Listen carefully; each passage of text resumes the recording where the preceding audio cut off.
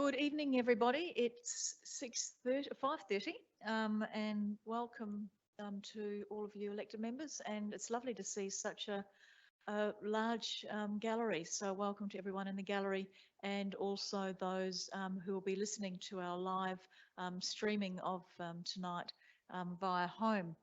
Can we please stand for the acknowledgement of country in the prayer and service acknowledgement? We'd like to acknowledge the traditional custodians of our beautiful lands and our surrounding waters, the Ramangiri and Ngarrindjeri. As a community, we recognise and we respect the cultural significance that they have with the land and water. Mighty God, we ask you to bless this council and allow it to be an agent of change in the people, to the people of this city and beyond. Direct and prosper its deliberations to the honouring of your name and the welfare of the people whom it serves. Amen.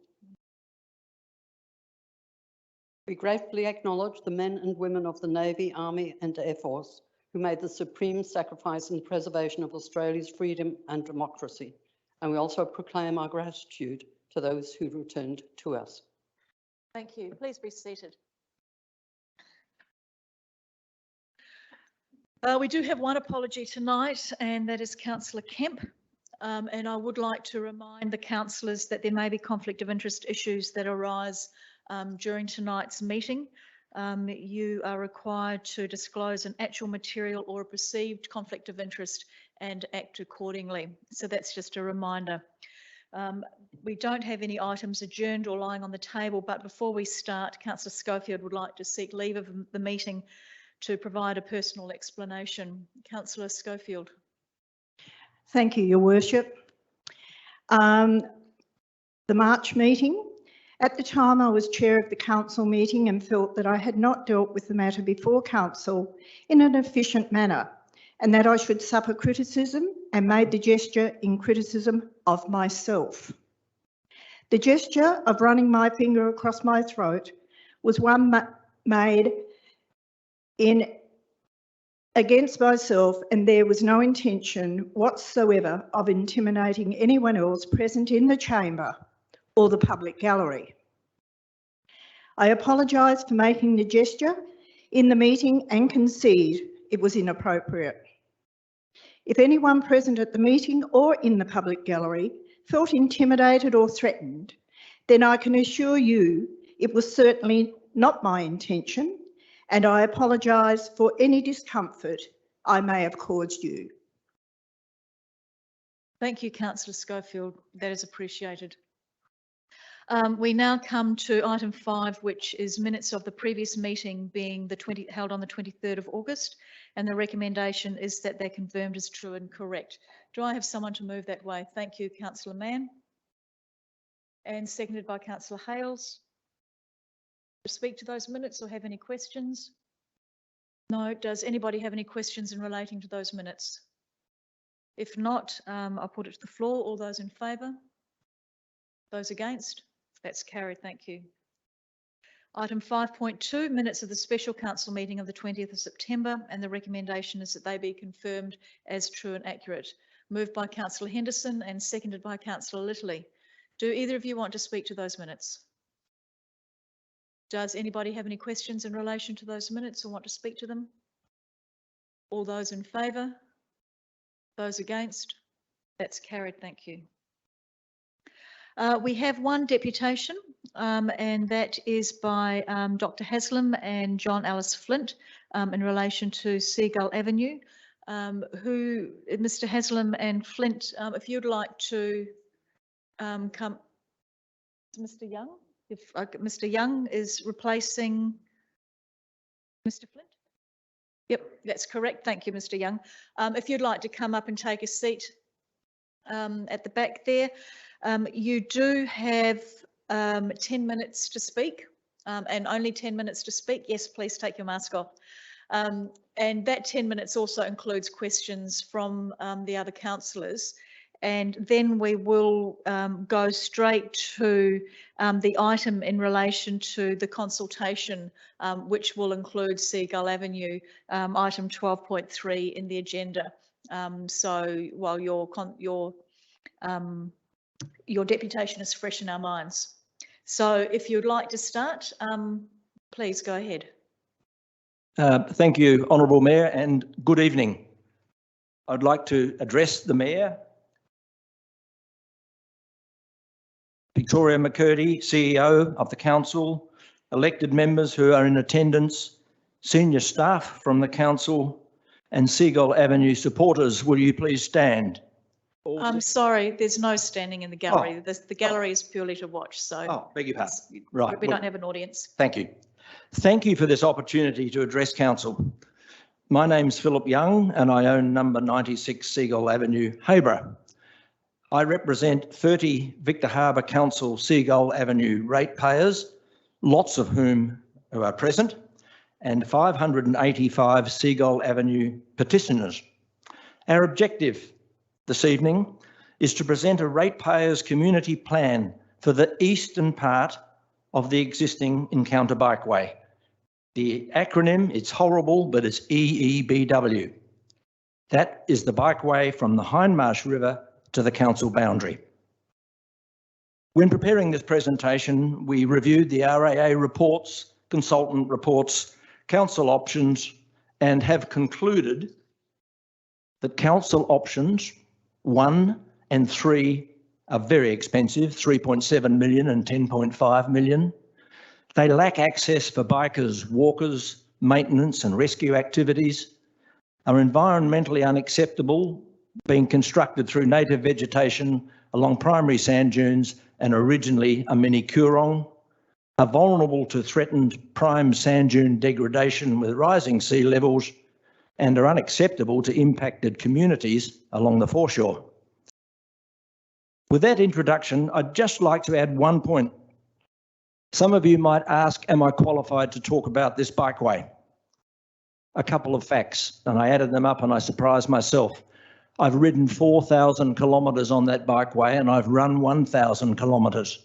And I've observed firsthand dangerous situations for riders, pedestrians and vehicles in the narrow sections, especially when traffic volumes are high, and particularly along Seagull Avenue and up and down Kleiniggs Hill. I've also observed many times in wet, cold, Christmas, Easter, winter, summer, varying bikeway and traffic warning and directional signage in terms of quality, position, frequently and appropriateness. With that introduction, I'll now move to my presentation. Thank you. What is our plan for the Eastern Encounter Bikeway? We would like to upgrade the eastern part of the Encounter Bikeway to make all of the bikeway one of the best in the world. We want to build an attractive, safe, timely and low-cost bikeway which appeals to Australian and international tourists. How can we achieve this objective? We want to enhance road user and cyclist safety, targeting first and urgently the poorest quality and most unsafe sections, which are Seagull Avenue and Kleiniggs Hill. We want improved traffic management through Hayborough and Kyneton, which utilised underused roads and roadside spaces, and we would love to improve the general appearance, parks, reserves, curbage, etc. Next slide, please. Next slide, please. I'll give you a handout on this, but it's a little picture of what we envisage. We basically envisage a dual bikeway and footpath on part of the 12 metres we've got to play with, a one-way street for cars and some indented parking. I won't go into any more detail, that's just a vision. Next slide, please. So where are we now? There's no need to change the existing route. It's the cheapest, it's the most logical, and it uses existing infrastructure. So why not fix it and use it? Most of the existing bikeway surface is perfectly adequate. I'll talk through those photos later. Seagull Avenue and Kleinig's Hill are the notable exceptions. The existing route along Hayward Court, Oliver's Parade, etc. offers spectacular coastal views which would be lost if a new bikeway was aligned anywhere near the railway line. The first three pictures, starting from the left, show the existing resources we've got to use. Aren't they very, very good? Unfortunately, the two on the right show the problem with Seagull Avenue and the problem with Kleinig's Hill. Next slide, please. So where are we? Here's a red snake and a green snake. On the left-hand side is Kleinig's Hill, and I ride down Kleinig's Hill very slowly. It is dangerous, but it can be fixed for $220,000. All of the green bikeway is perfectly adequate and safe and has spectacular views. And there's a last little bit on the right-hand side, which is the Seagull Avenue problem. So in perspective and in scale, to fix the eastern part of the Encounter Bikeway is not a big job if you accept the premise that let's use what we've got, which is already adequate and safe. Next slide, please. Our priorities to achieve the objective. Seagull Avenue from First Avenue to Council boundary urgently needs to be made much safer and upgraded. More comments on that later. Kleinig's Hill seems to be a relatively simple fix. Follow the RAA guidelines and spend $220,000. Next slide, please. Seagull Avenue safety, and I refer you to Dr. Ross Haslam's recent letter to the Mayor, which we will be handing out to everybody in attendance at the end of this meeting. There have been multiple personally witnessed near-miss events, the last being most critical. These have been documented 3 times in writing to the Council in the last 6 months. And we want to stress that council-promoted bikeways make safety a major legal council responsibility.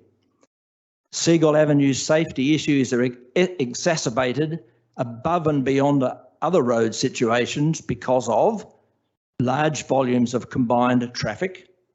It's a beach access for all. It's a designated bikeway and walkway, but at the moment there's no footpath, no bikeway, no parking bays, and power poles are ridiculously close to the edge of the road. Next slide, please. Some pictures. Seagull Avenue. I'll just let you look at them and ask yourself a question that as elected members of this council, are you proud to have a street like that is so important in your town looking so bad and so dangerous? I draw your attention to the last photograph on the right. It's meant to be a Sharrow, which is a shared road bicycle sign. That was taken about 3 weeks ago. It's covered with mud because there's no curbing. Anyone who goes around the corner wouldn't even notice it. That's why I took the photograph. There are 3 other photographs of Seagull Avenue on the bottom, which you can look at when I give you a handout. And the trick question here is spot the odd one out, which was taken last Sunday when I was riding down Railway Terrace at Edwardstown. You have 2 minutes left, Mr. Next Young. slide, please. Next steps. Please get together with the Alexandrina Council and apply for a grant to upgrade Seagull Avenue. This will make it a beautiful road, but one thing we have to do is to underground those power lines. Victor Harbour Council's got a long record of doing that. They stopped for no reason at all at Seagull Avenue, and we believe with a council election, state elections and federal elections coming up next year that PLEC funding should be easy to get. Next slide, please. I won't repeat the plan. I've been through it. Our first costing is about $1.5 million, which is well under any of the other options. Next slide. We're finished. Thank you. Thank you, Mr. Young. Do any of the elected members have any questions in relation to that, Councillor Littley? Yeah, quick couple of points, which I'll raise as questions there. You did cover off on the removal of Stobie poles. That's the first thing I put up there. I obviously was seeking to see if that was something that you were seeking, and you've answered that already. Which side of the road would you envisage the shared pathway going along Seagull Avenue? Your diagram there showed that it would be on that left-hand side, but is there an option or a consideration that it could be on the seaside of that? Can I stress one thing? I drew that on Sunday morning. It's a schematic just showing the ideas of shared bikeways with walkway, one-way traffic and indented parking. How it's put together, look, we need to get some expert opinion as to which way the road should go and which side the footpath should be, because when you drive down Seagull Avenue, it's not obvious, but there are 2 metres either side of the curbing. There's been some encroachment by some houses, but there's 12 metres to play with, which is more than sufficient to get that schematic to fit in. I'm not going to say that's how it should be done. Last supplementary question as well. With the residents of Seagull Avenue, and there is a great representation here in the ratepayers, there is an obvious desire by the people in this room and people on the petition to have an upgrade of Seagull Avenue and work with a shared bike path and invite bikes into that area. Can you say that that's reflected by the majority of residents along there, or does the petition and your representation here reflect the majority in your mind of residents of Seagull Avenue that they would like to invite bikes into that area with this kind of facility infrastructure? There are 2 groups here. One is from 2nd Avenue to the end of the council boundary, there are 30 ratepayers involved. I'm absolutely categorically sure that everyone supports that. We've been talking about this for a year and a half now. I've talked with my colleagues, some of whom are here and some who aren't, ad infinitum about it. They're 100% behind it. We also know from informal contacts with people in Alexandrina Council that if Seagull Avenue Invicta gets a bit of momentum up, they're going to be jumping up and down too. Now, it would make eminent sense to do a joint upgrade of Seagull with both councils, do it all properly. We should be able to find some federal and state funding with 2 elections coming up. This is a terribly important part of the Flurio's tourist infrastructure. Thank you. With any other questions from elected members? Councillor Robertson, this will be the last question because we have run out of time, so this is going over time. Councillor Robertson, just briefly, if you can. Yep, thank you, Mayor. Excellent presentation from the people on Seagull Avenue. My question was, did you have any ideas as to how the actual residents of that street would be contributing to this project in relation to reserves and things like that? Yeah, in 2 ways. I love planting trees. I planted 50,000 trees on a farm I sold recently. I'm willing to plant that dreadful little park with 1 booby alla on it to trees and look after it. And I'm sure many of my colleagues are happy to help me. Here, I heard that. Thank you, Mr. Young. Yes.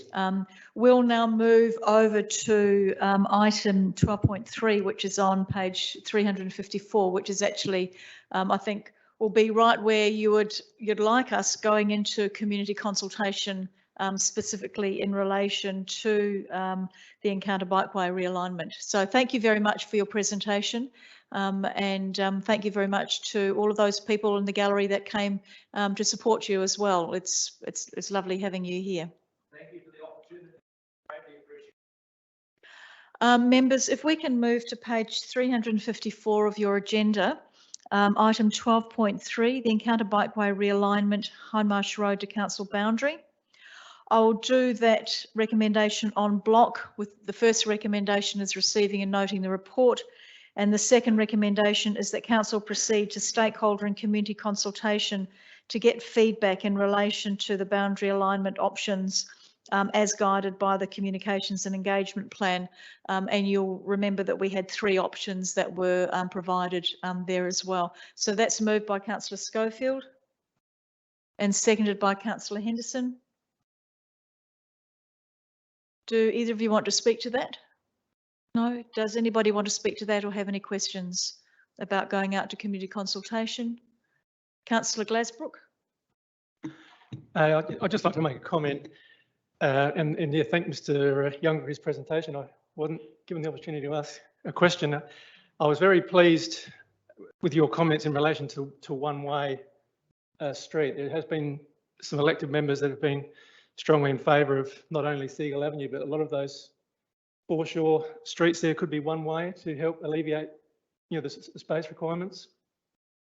Because yeah, I'll be very interested to see what we get for from the community as feedback in relation to this. I've always been keen to see it stay up on the hill because I agree with you about the views as well. I think that's definitely where the views are. Councillor Glasbrook, I am giving you a little bit of leeway here because you do need to keep your commentary to the recommendation, which is to proceed to stakeholder and community consultation. Yeah, no, thank you. Yeah, I've said enough anyway. I've made my point. Thank you. Thank you. Is there any further commentary on or questions in relation to the specific recommendations? If not, I'll put that to the floor. All those in favour? Those against? That's carried unanimously. Thank you.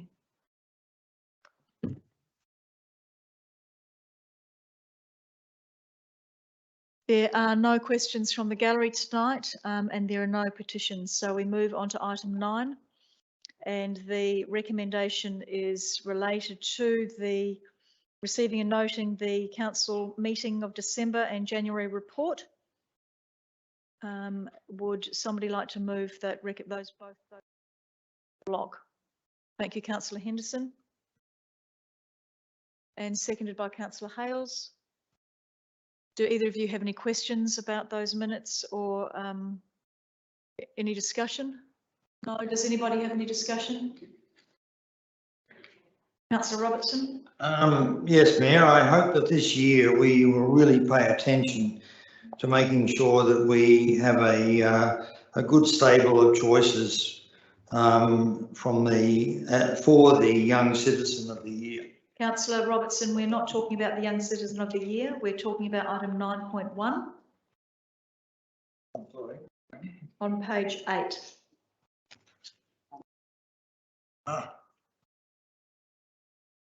Does anybody have any questions or any commentary in relation to item 9.1?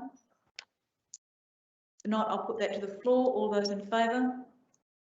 Those against? That's carried. Thank you. We now move to item 9.2, which is what I think you were talking about, Councillor Robertson. I will do that recommendation en bloc. And in relation to what you were, I'll do that the first 3 recommendations en bloc rather. And in relation to what you were saying, Councillor Robertson, about the Young Citizen of the Year, I have had a discussion with the CEO about that because that has been a problem over the last couple of years. And we will be doing quite a lot of not so much recruitment, but community engagement, specifically at the schools as well. And the groups where there are young people to look for a young person that may be applicable. So I'll do the first recommendations on block. Recommendation 1, 2 and 3, moved by Councillor Schofield. Excuse me, can you just talk a bit more quietly in the gallery? Thank you. Councillor Schofield moving that way and Councillor Littley seconding that.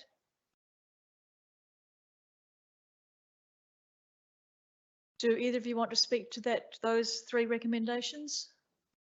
No. Does anybody want to speak to those 3 recommendations? I'll put that to the floor. All those in favour? Those against? That's carried unanimously. Thank you.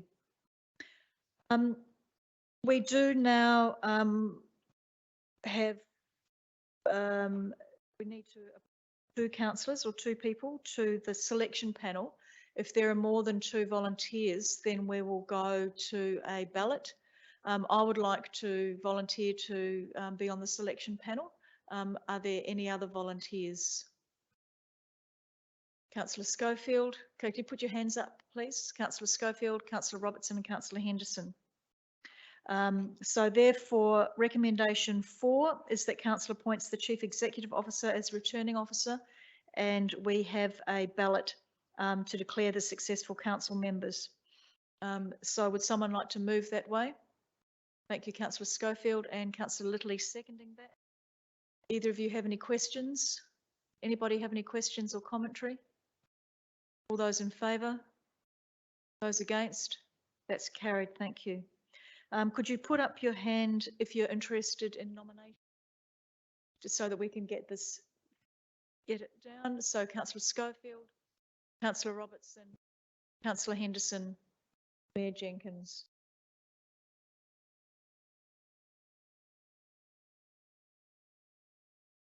So I'll hand over to the CEO and as returning officer. We'll just get Karina, just wait a second. We're going to provide you with a ballot paper, and if you could mark out of the 4 nominated members, if you can mark 2, your preferred 2 members on your ballot paper, please, and then I'll count them accordingly.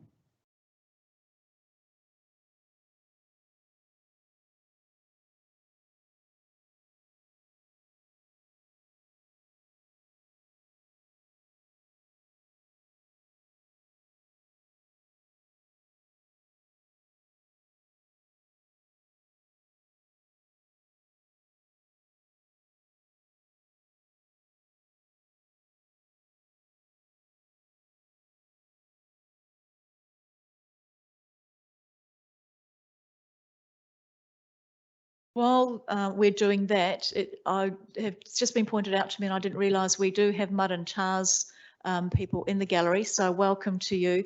Your item's further down, but once we've finished this item, I will bring it up so that we can get it done. You don't have to sit there for the next few minutes or for the next half an hour watching us. So I'll be with you shortly. It is thrilling.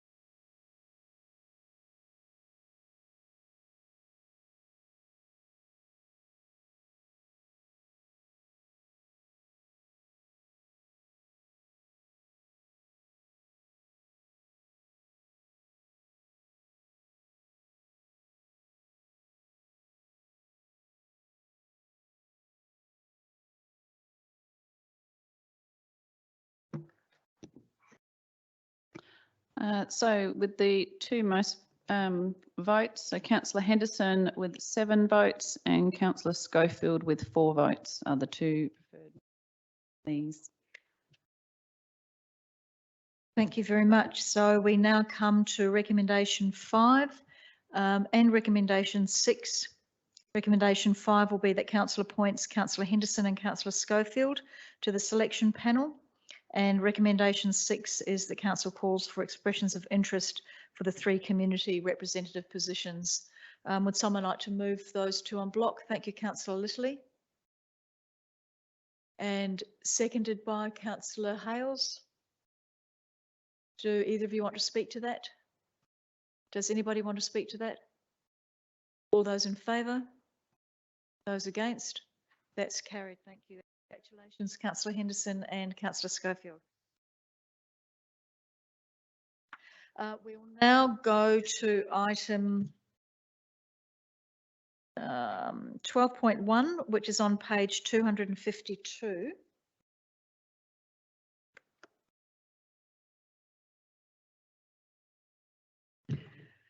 Which is in relation to the lease renewal results of the public consultation for the Mud and Tars Motorbike Club. And I'll do that recommendation en bloc, as the first recommendation is receiving and noting the public consultation report, and the second recommendation is endorsing the lease renewal for a further 10 years. Would someone like to move that way? Councillor Robertson, thank you. And Councillor Littley, thank you very much for seconding that. Do either of you want to speak to it? Councillor Robertson? Yeah, thank you, Mayor. Great to see that the club has got such a lot of community support, which is well deserved over many, many years. This has been a family-oriented club. It's really embraced the issue of providing opportunities in recent years for female riders. It brings an enormous amount of publicity to Victor Harbor this year. The possibility that the state championships for dirt track racing will be held in Victor Harbor, which would be great for the population as well as for South Australia. And we seem to be having a rush of championships down here, whether they be football or motorcycling or whatever. It is great to see that that what they do, they're not only looking after their block of land, which is partly scrub, heritage scrub, as well as their facilities and their continued investment into that facility, and also their support for the Cancer Foundation. So, yeah, I congratulate them. I think it's congratulate the council too for giving the club a 10-year extension. Councillor Robertson, the council hasn't done that yet. You're speaking to the recommendation. If it passes, then you can congratulate the council. Yeah, well, congratulate the council of them proposing that there be a 10-year extension, because that's great for the club, but also belies the fact that the club works so hard with its neighbours. It's not an easy sport to have attached to a periphery of a city, and they work so hard with their neighbours to be absolute champion citizens, and that shows, I think, in terms of the public feedback that came with this consultation. Thank you. Councillor Littley, do you want to speak to the motion? Does anybody have any questions in relation to the motion? In that case, I'll put it to the floor. All those in favour? Those against? Congratulate Councillor Robertson. Yeah. And I would like to say thank you very much to the President of Mud and Tars for coming and invitation to council in relation to your club and its needs. And I think your strategic outlook for the next 10 years is very strong and would have very much helped this get through. So congratulations to you, especially. Thank you. We now move on to item 9.3, which is the Safe Environment Policy, which has been renewed as a relation to changes in the child protection legislation. I'll take that recommendation en bloc with council receipt. Could I please, will we do those one at a time, please? Two recommendations. Yes, certainly. The council receive and note the policy, the report. Would someone like to move that way? Councillor Robertson, and seconded by Councillor Hales.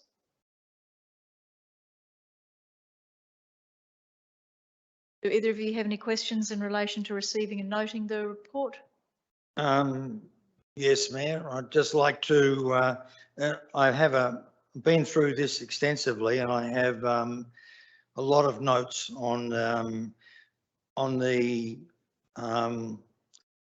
amendments to the original notices. Some of them are typos, but there's a fundamental question that I would like to have about, a couple of fundamental questions I would have. Is this a safe environmental policy, or I think it's a dreadful word, put down environment, but anyway, a safe environment policy for children under 18, or is this for everyone? This is for children. This is safe environments for children and young people. Well, throughout it's part of the Children and Young People Safety Act, which requires council to prepare and adopt the policies that you're seeing in front of you.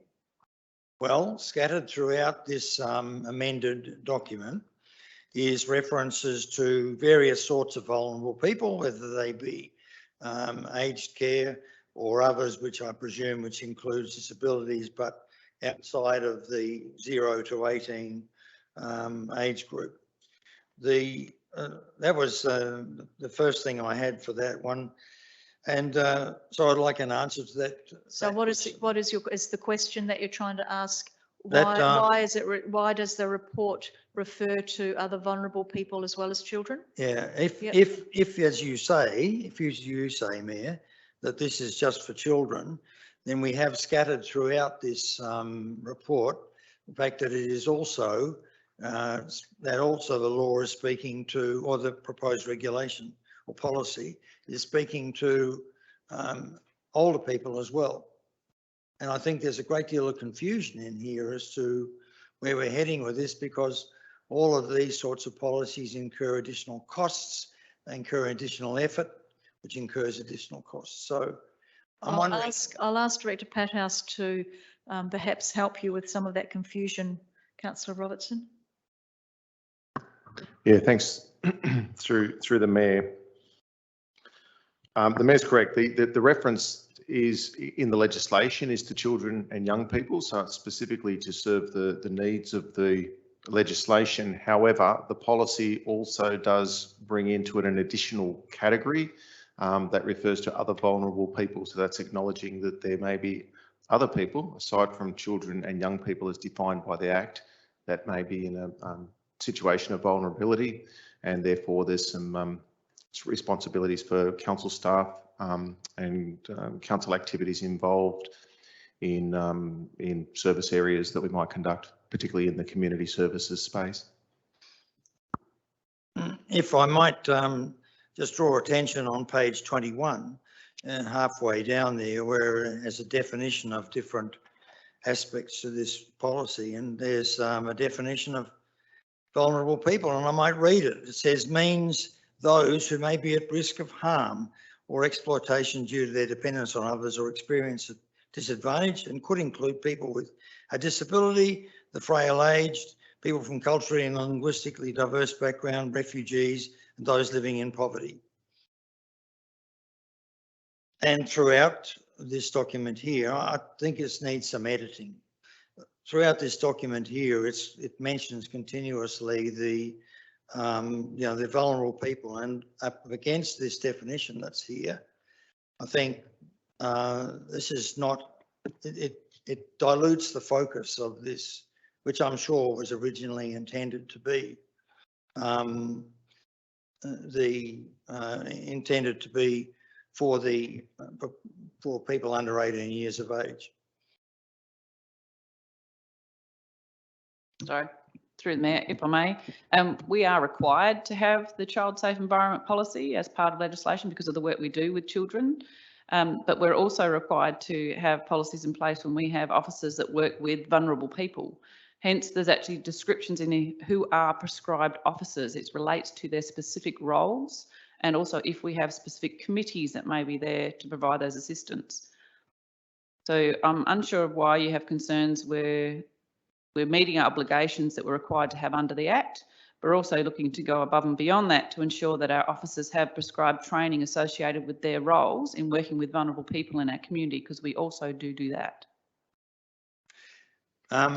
Yeah, if I might, through the Mayor, CEO, I'm all on board with that. I'm all on board with the intent of this. It's just that when I read this thing carefully, the whole lot of it, I've come across numerous examples in there of where we have, one, for example, quite messy arrangements with regard to reporting given in here. I'll pass these notes over to you, but I think that, there's not a clear-cut set of reporting procedures for, in terms of that come along with this legislation or this policy, because after all, we want to keep this kind of very complex stuff as simple as possible and as practical as possible. Councillor Robertson, the mandatory reporting in relation to children and young people is legislated. It's not something that the council can decide to do it in its own particular fashion. It's actually legislated by the Act. Oh, that's a theory, Mayor. But No, sorry, Councillor Robertson, that's not a theory. That's actual fact. Well, I'm sorry, Mayor, if you read this document carefully, you will find. This isn't an argument, Councillor Robertson. This isn't a Yeah, so debate with me. you started it, Mayor. Yeah. If I may, through the Mayor, Councillor Robertson, I'm happy to meet with you separately if you wish, and we can walk through those concerns that you may have. And if we also do it with Leanne Simons present, she's a qualified trainer for child safe environment training, so she's accredited and actually provides training to all of our prescribed officers and also external parties and volunteers. She possibly will be able to explain those questions and concerns that you have, and I'm happy to sit down and talk them through with you. Yep. Okay, that's fine. Councillor Hales, did you want to speak to the motion?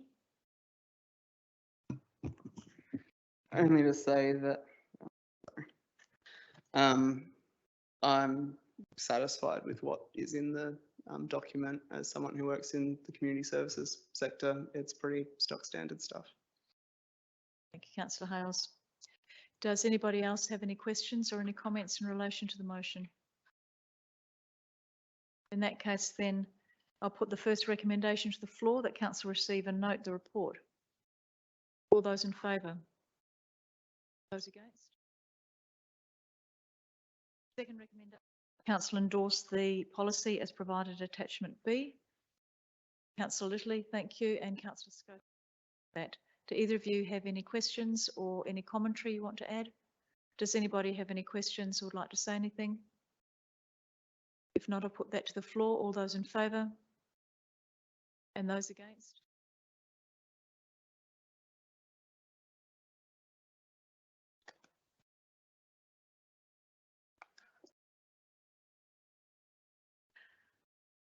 Number 9.4. The first recommendation is that council receive and note the Statutes Amendment Local Government Review Act bylaw in relation to maximum penalties. Would someone like to move that way? Thank you, Councillor Hales, and seconding Councillor Henderson. Do either of you want to speak to that? Does anybody want to speak to it or have any questions? All those in favour? Those against? That's carried, thank you. The second recommendation, council noting the expiation fee for a breach of a bylaw will be increased to $312.50 as a result of the commencement of that part of the Act. Would someone like to move that way? Councillor Henderson, and seconded by Councillor Schofield. Do either of you have any questions or any commentary? Does anybody have any questions? Councillor Robertson. Thank you, Mayor. A question about this. I couldn't quite figure out here the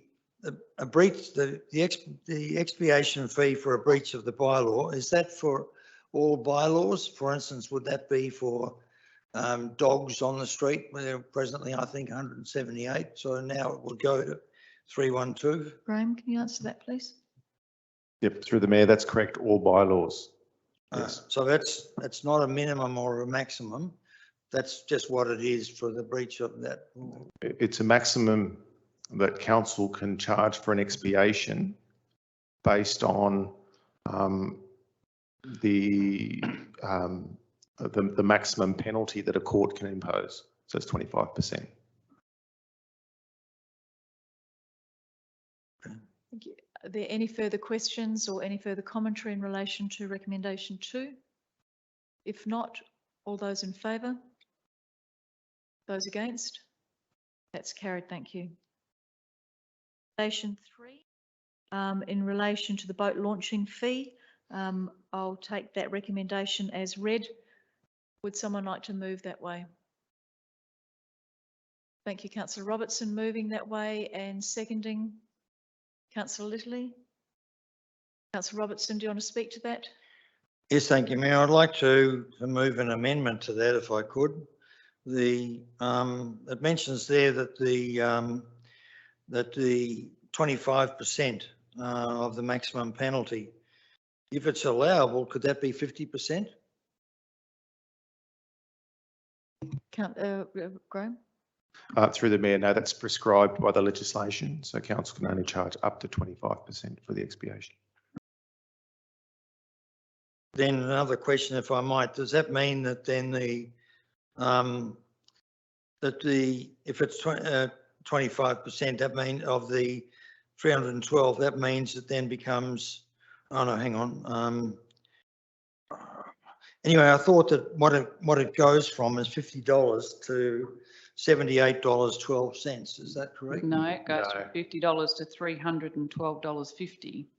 The $312.50 is 25% of the maximum fee. It then brings it into consistency with all our bylaw expiations. Yeah, I got it. Alludes to the question you asked about the previous recommendation. Yeah. I would definitely support that, because I notice here on page 48, halfway down, it talks about that number of expiation notices issued, and the last sentence says the majority of expiation fees imposed were issued to recurring offenders. So the previous $50 expiation. 187.50. This was 50? I beg your pardon. At the top of the page. Yes, correct. So this council applies the 25% of the maximum fee for all of its other fines. In the case of your boating facilities, it moved a specific resolution where it made them $50, which you can do, not the 25% of the maximum penalty. But that is the only one that you actually have as an anomaly under all of your bylaws. So we're saying that now with the changes of the maximum penalty being increased, and it has to increase all of those to the 25% of the maximum, we're making these in line with the rest of your bylaws. And if I might, on page 47, halfway down, it says that there's several layers of reforms to this bill going forwards, and or 3/4 of the way down, and it said that there's that the maximum penalty, excuse me, maximum expiation penalty will go from $7.50 to $12.50 commencing on the 10th of November. If we pass this item tonight, does that mean that, since this is based on, I think, the previous one, which was $7.50, or is this one related to anticipating the $12.50? It's anticipating the $12.50, and it doesn't come into effect until the 10th of November. So it's already been passed. It just hasn't been. It has been passed, but it hasn't come into effect as yet. Okay, got it. Yeah, thank you. Councillor Robertson, did you have an amendment that you wanted to put forward?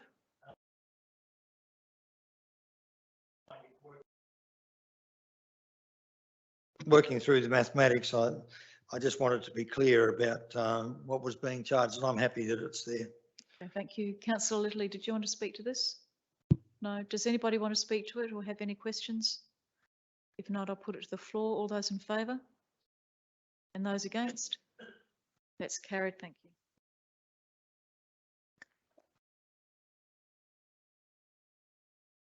And item 3. No, that's just what we've just done. I beg your pardon.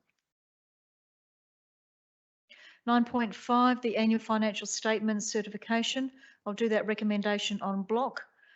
Would somebody like to move that en bloc? Thank you, Councillor Robertson, and seconded by Councillor Henderson. Do either of you want to speak to that? Does anybody want to speak to that? All those in favour? Those against? That's carried, thank you. 9.6 is the City Activation and Strategic Planning Committee performance. This is really a receiving and noting for information, and thank you very much to staff for providing that information to us. Would someone like to move the recommendation? Thank you very much, Councillor Litterly, and seconded by Councillor Schofield. Do either of you want to speak to that? Councillor Schofield? No. Councillor Hales? Yeah, thank you, Mayor Jenkins. Just in relation to this report, it sums it up pretty well, but I, as the chair of the City Activation and Strategic Planning Advisory Committee, sent an email to the CEO at the start of this month, having noticed that we weren't quite going to hit our minimum meetings for the year.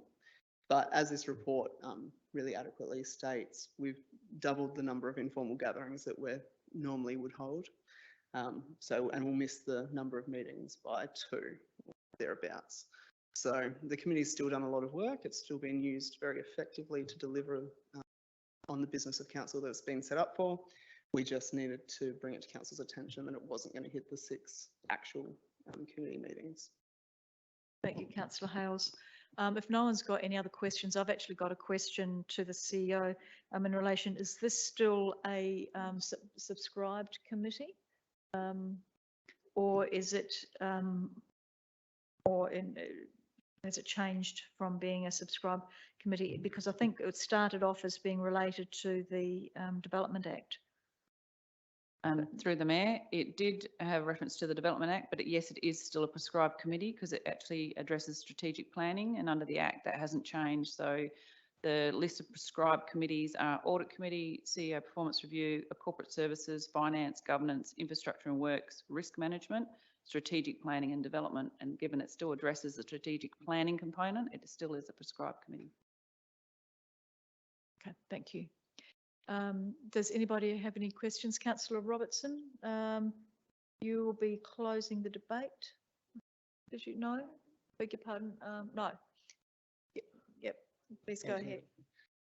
Yeah, I wonder, it was good work done on this by the staff, and what I wondered what we were doing here was that are we voting to keep it CASBAC going, or to amend it in some way, or to say just receiving and noting the report, Councillor Robertson. Yeah, I know that's and what it says. It's just a report from staff letting us know where we're up to. We're not changing it in any way. We're just reading that information and putting it on notice that we've read it and receiving the report. So there's going to be this doesn't relate to any changes whatsoever. Well, yeah, okay. If you want to do it like that, then go ahead. I'm sorry, Councillor Robertson, I'm not quite sure what you mean by it just seems to be such a non-recommendation that, yeah, sure. I mean, it's the CASBAC hasn't had many meetings as it was. We've had a slight discussion about this before. If this one came up on to the agenda of the council again, I would be thinking that's because we were going to think about, I note that what the recommendation is there, but it's a pity because if the recommendation had been, well, what do you want to do about this committee, then I think it would have been useful. But if I can, through the Mayor, Councillor Robertson, Councillor Hales actually did raise it because the terms of reference, which has been set by council, it says a minimum of 6 meetings a year, and because we hadn't met the minimum, or we're not going to meet the minimum of 6 meetings per year, we felt it appropriate to bring a report to council, just raising it. I had said to Councillor Hales at the time, it is not an issue. We've not met a legal obligation because it is council's committee in the first place, and council can act outside and beyond any of its committees, but it is important to bring it to your attention. We have actually just completed a review of this committee, which was presented to, I think it was possibly the July meeting, and we gave you a few options. And one of the things you may look to do is that you have a minimum of 2 meetings a year if you were going to amend your terms of reference, but I actually don't think it's necessary. I think it's probably more to the point that we would obviously bring a report of this nature that it's still effective. That review identified and the council resolved at the time that it was still effective. Is that, you happy with that, councillor Robertson? In that case, I will put the recommendation to the floor. All those in favour? Those against? That's carried, thank you.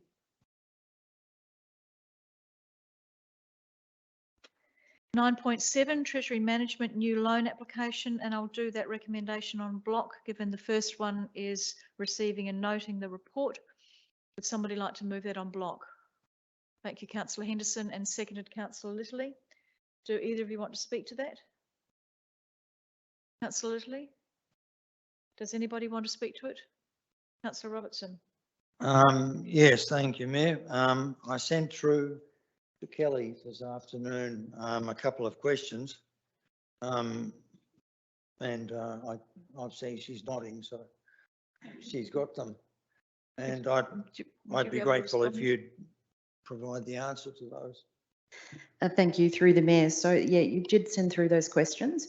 One of the questions was how much interest would be saved if the loan were paid off over a lesser period.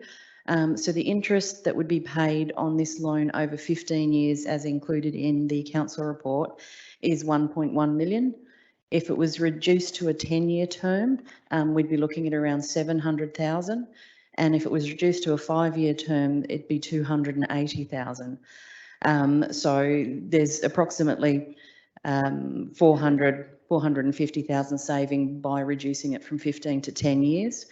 But that's reflective of the repayments, which was your second question about how much would the repayments be. So principal and interest repayments on the 15 years per year is around 206,000. If it was reduced to a 10-year term, we'd be looking at 285,000. And reducing to 5 years, it'd be 528,000 a year in repayments. The loan that we've suggested is a $5 million fixed term loan. So we would be locking in an interest rate. In the report, it does say 2.8 because that was the rate on the day. The rate today, having rung up to check, is 2.85. And the indications are that it's going to slowly increase. So before the opportunity goes away to lock in an extremely low rate, we wanted to bring the report back to council now to lock it in a fixed term rate that is almost the same as the variable rate we're currently paying. Thank you, Kelly. Another question, if I might. Councillor Robertson? For Kelly, thank you very much for that. My concern about this, and I'd be, well, not concerned, but I think there's an opportunity here that when we're locking in a loan, we've just done our 10 years long-term financial plan. And I think as a council, we should be trying to repay the loans that we get in over at least that period of time. Otherwise, we're loading up so many councils in the future with old loans. And there does seem to be a possibility here that that we could save ourselves quite a lot of money by getting this loan, but reducing it to at least a 10-year period, fit in with the long-term financial plan period, but also save us some payments. So I would be interested to, my question would be, is there any prudence in doing that, or do you go for the 15 years and string the pain out? If I can, through the Mayor, yeah, it was a consideration putting up the report, and there's a couple of considerations, pros and cons both way. If interest rates do continue to go up, obviously locking in for a longer period essentially minimises that interest rate hike risk on council, but it is an increase in the interest expense over time. If we were to lock in for 10 years, the interest rate at the moment is 2.55, which is still low. And if there was an offset, or if council felt that they would like to keep it within their long-term financial plan period, then 10 years could be accommodated within the annual business plan.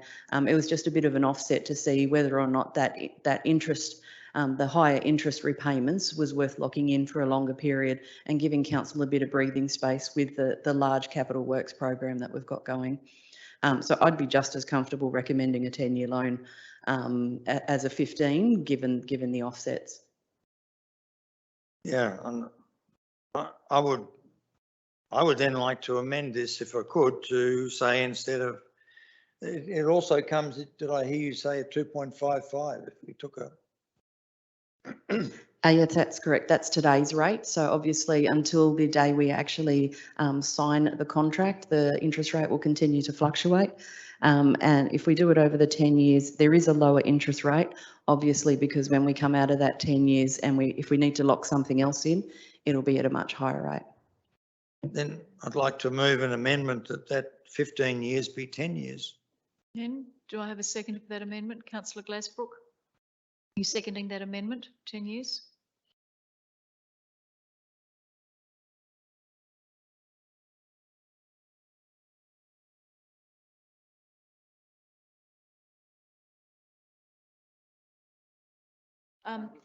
Councillor Glasbrook, do you want to speak to the amendment? Once you've spoken to the amendment, that's given to speaking to the motion.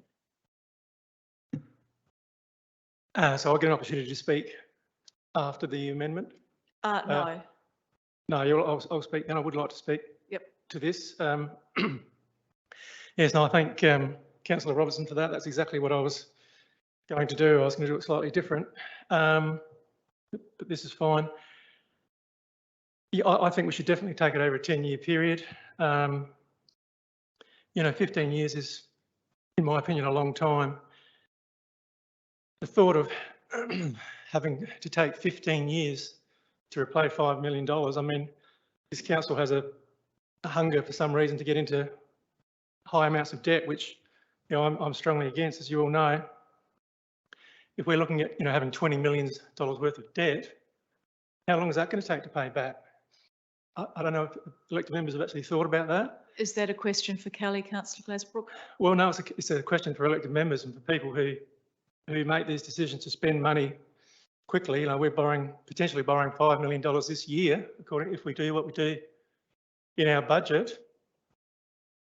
Well, we make that decision in this council in a very short amount of time to borrow $5 million, and yet potentially it takes our community 15 years to pay that back. To me, that's scary, and it's not where I want our community to be. So I just wanted to make that point that we need to be very, very serious and consider this debt, because we are signing up our community to a long period of repayments, and I think you'll find that a lot of our community doesn't want that to happen, and I certainly don't want in that situation. We're just continuously paying interest and loan repayments.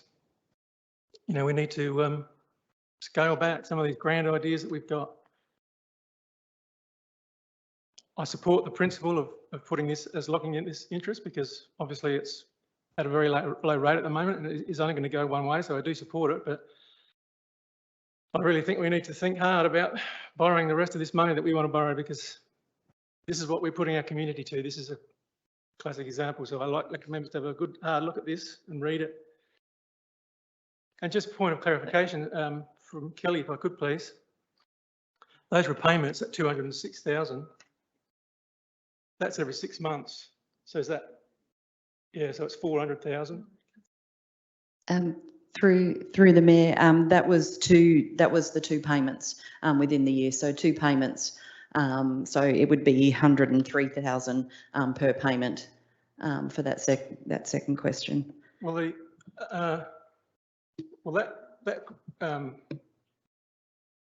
attachment B, council loan 15 years. Sorry, Councillor Glasbrook, are you talking to the amendment? No, well, I'm talking to You need the to talk. document in this report that's got 30 payments over 15 years. That's 2 payments a year.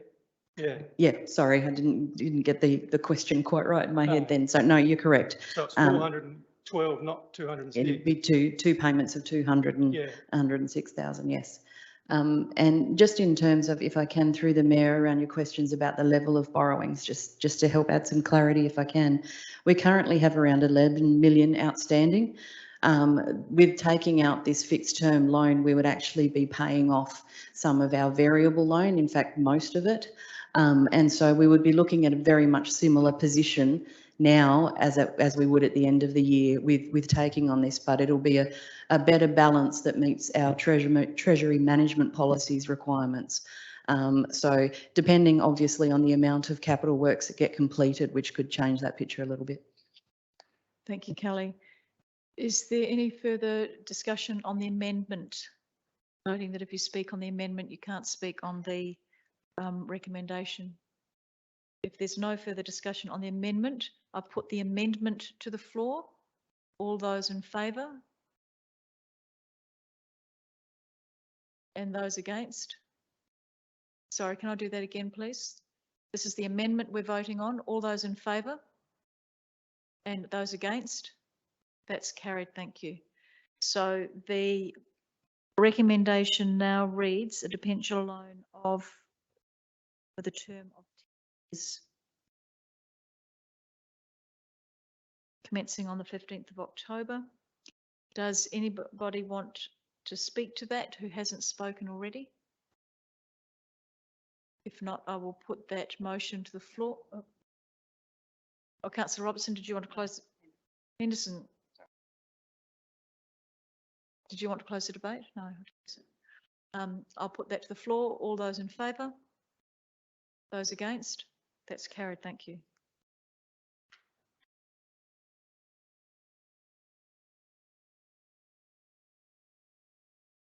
We now move on to 9.8, the asset plans and long-term financial plan. And I will do that recommendation en bloc, if that's all right with members, if someone would like to move it en bloc. Thank you, Councillor Hales, and seconded Councillor Henderson. Either of you want to speak to that? Councillor Hales, no? Anyone want to speak to that? Councillor Glasbrook? Well, I'm not going to support it. I do appreciate the effort that everyone's put into it. I know it's been a very long and drawn out process, but yeah, as I've just said, I'm really just going to repeat myself from the last agenda item. Really, I'm not in favour of the levels of debt that this council is proposing. As I say, according to the documentation, they're looking at 20 odd or more $1 million of debt. But yeah, that's not what I want for our community, so I won't be supporting it. Thank you, Councillor Glasbrook. Any further questions? Councillor Robertson? Just one on page 29 of the, I think it's the long-term fund. Anyway, it relates to the $90,000, which says there it's the public toilets for Whalers Road, for the Bluff. I presume we're only going to renovate once, well, we're only going to build or renovate one lot of toilets there this year, I think. And that's, I guess it's the Whalers Road ones, or is it the Bluff Road, the Bluff boat ramp one? Kathy, do you mind answering that for Councillor Robertson, please? Thank you, through the Mayor. Yes, Councillor Robertson, so remember the toilets are coming back next month for a decision to council following the last workshop. So be up to council, but yes, our intention was just to renovate one or build one. Yeah, yeah. So in the plan it says, I think it says encounter ramp or something like that. So yeah. Anyway, thank you for that. Councillor Hale, Councillor Hales, do you want to close the debate? No. If not, I'll put that to the floor. All those in favour and those against? That's carried. Thank you. Outstanding resolution for September. The recommendation is that council even note the report. Moving that way, Councillor Schofield, and seconding Councillor Mann.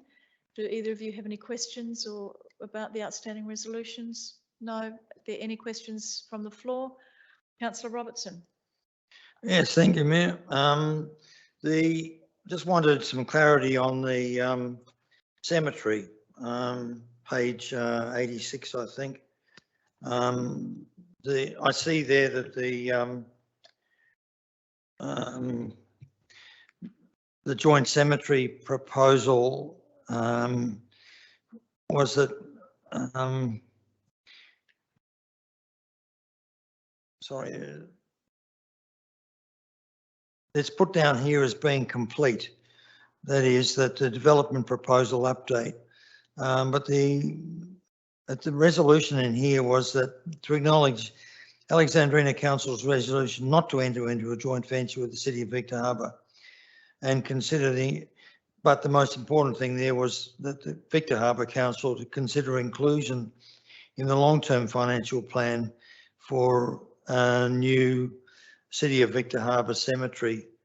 I didn't think that we had actually done that yet.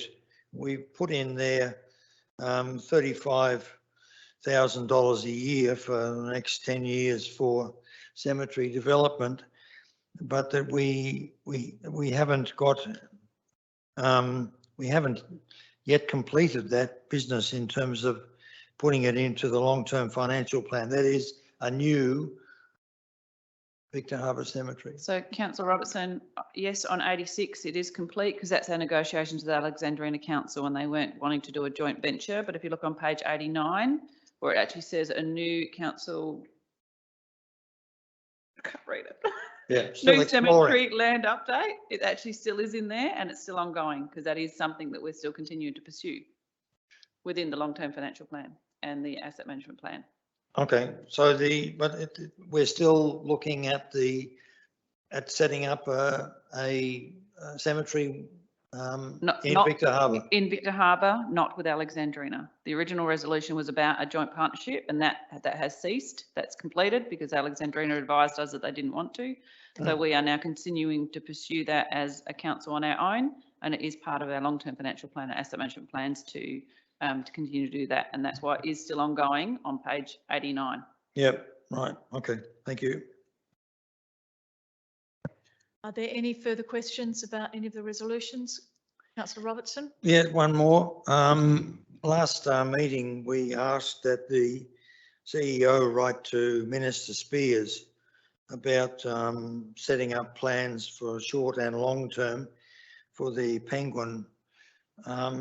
Should that have been in here as a resolution, an outstanding resolution? I didn't see it there. I stand to be corrected. We did, right, and I actually provided a copy of that letter to members. I'd have to recheck. It would just be under here as completed because I did complete it. So I'm not sure whether it still is in here. I looked and I couldn't find it, but anyway.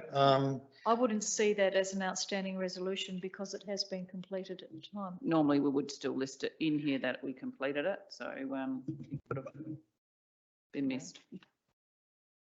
Any further questions? Councillor Schofield, did you want to close the debate? No. I'll put that to the floor. All those in favour? Those against? That's carried. Thank you.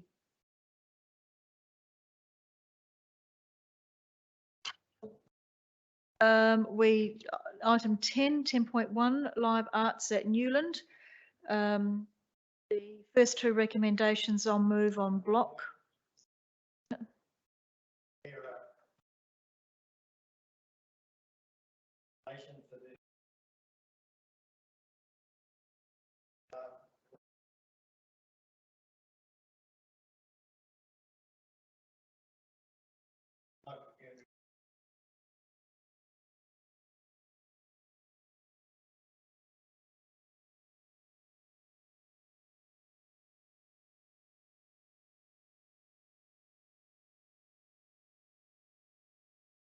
Thank you, Councillor Robertson. The recommendation is that Council receive and note the report and commend the Newland Memorial Church for its efforts in implementing the Live Arts program. And certainly reading the report, it's a really well written report, and I'd like to congratulate the Newland Church on providing such a great report. Would someone like to move that way? Councillor Schofield, thank you. And a seconder, please. Councillor Henderson. Do either of you want to speak to the first two recommendations? No. Does anybody want to speak to the first two recommendations or have any questions? All those in favour? Those against? That's carried. Thank you. In the report, you'll see that the church executive would like a council member representative to the Live Arts Newland Program Steering Committee. And we have Director Pat House as the staff member, and we're looking for one councillor as the council member representative. If more than one person nominates, if more than one person nominates for the position, then we'll go to a vote. So is there anybody interested in nominating as the council representative? I'm happy to nominate for that if nobody else is interested, but if anyone else is interested, I'm happy to give it to them. No one's interested? Okay. Are you happy for me to nominate? So we don't need to have recommendation 3, but recommendation 4 would be that council appoint Mayor Jenkins as the council member representative to the steering committee. Do I have a mover? Seconding that. Do you have any questions? Anybody have any questions or comment? All those in favour? Those against? That's carried. Thank you very much.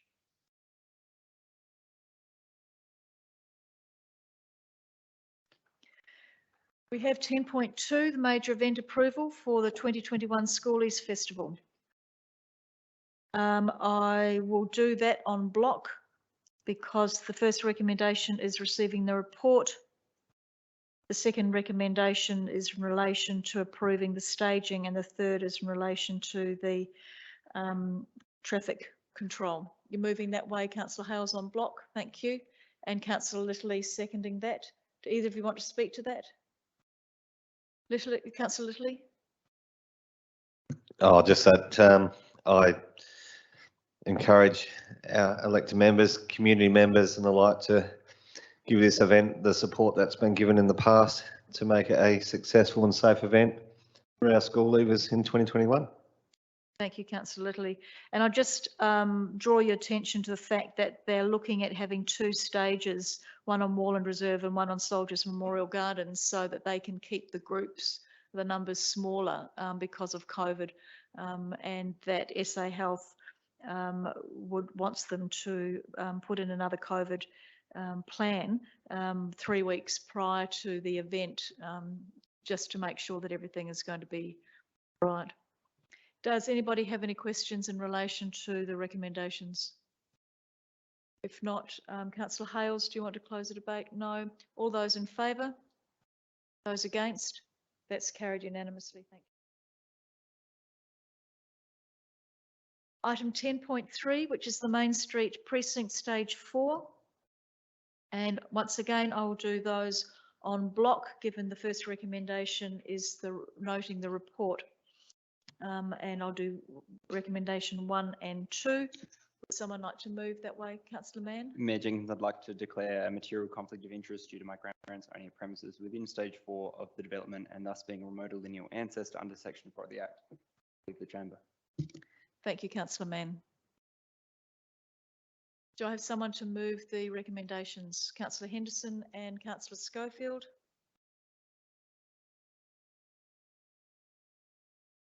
Either of you want to speak to that? Anybody want to speak to that or have questions? Councillor Robertson. Yes, thank you, Mayor. I have a few questions on this item.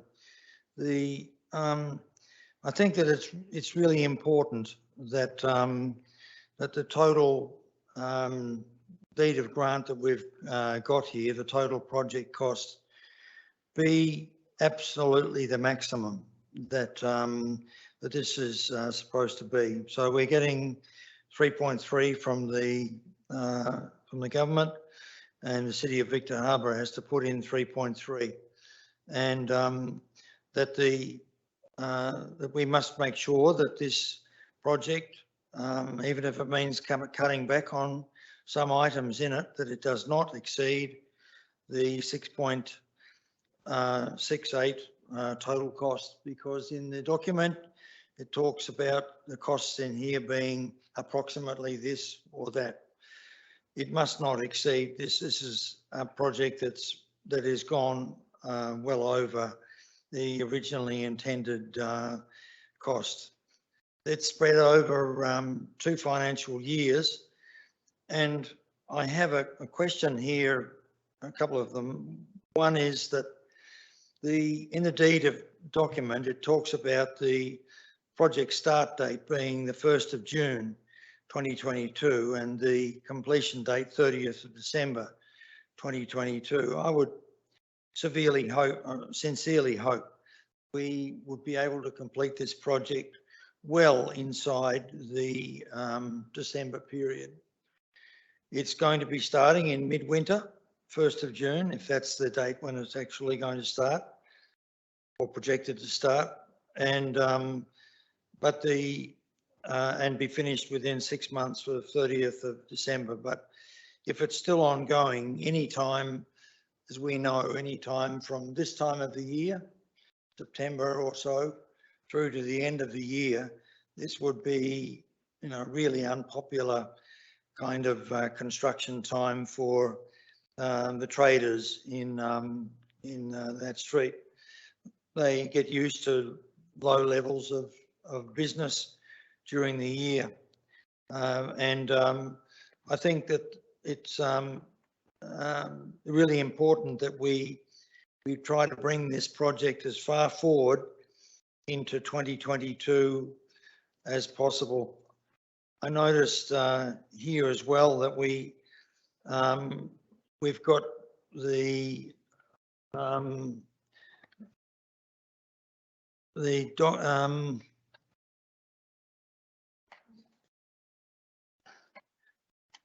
we're hoping to get the tender documents out in October, and I hope that would be great if we could do that. I'm just wondering, why is it that we have such a long period of time between, tender document goes out in October, or is advertised, a month for people to get documents back in, and then evaluation of those. So one would hope that contractors would be organised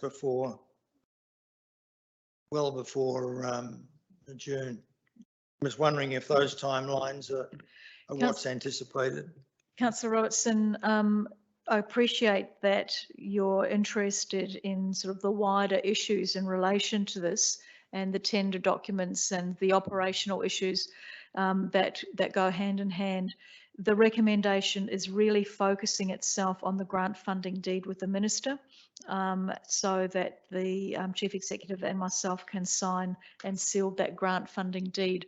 What you're talking about really is going beyond that, but I'm sure that if you'd like to sit down with the CEO or myself, we can go through those documents with you, or perhaps Kathy can do that to answer your questions later on. But if we can keep the commentary to the specific recommendation at the moment, please.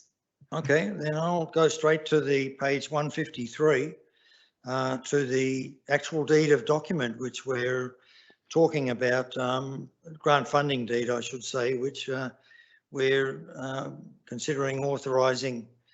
And in there, it says project commencement date is 1st of June 2022 and completion date is 30th of December. And so, to me, I'm asking, is that really the dates that we're also going to be working on? That is the dates that is in the deed, as you said, Councillor Robertson. Is that the dates that we intend to construct this on? So through the Mayor, I can happy to respond. Obviously, we have promoted to the business community, and the consultation that we've done with the business community just recently is it's an autumn 2022 commencement date.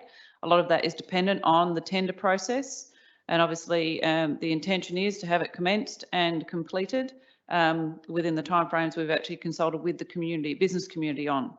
I'm happy, Graham, to explore that further. Yeah, through the Mayor, just to allay Councillor Robertson's concerns a bit further, on page 157, you'll note that they're the milestones for the performance. On the 1st of June, actually provides for a milestone and the project to be well commenced.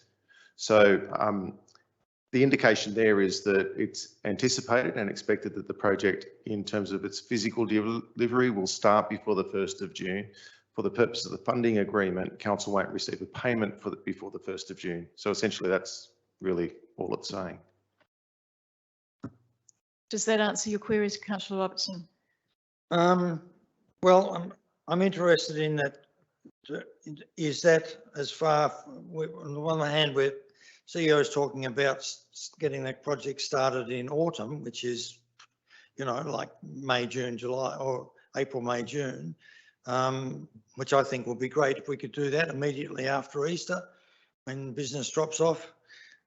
Still some decent weather around to get started, and that we'd be actually finishing this well before, we'd be finishing this in spring or before, like this time of the year. Again, the completion date we anticipate would be completed as soon as we possibly can. But as with any funding deeds, I mean, we would stretch it out as long as we can, because sometimes the works takes a little while to complete. So it may be that the works are open and operational, but we still haven't quite completed it. There may be some preliminary works that we're still completing before we do an acquittal of that grant. Okay, great. And then item 10 in here, on page 156,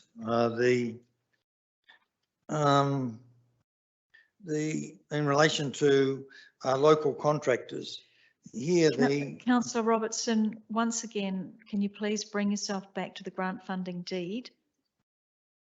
Yeah.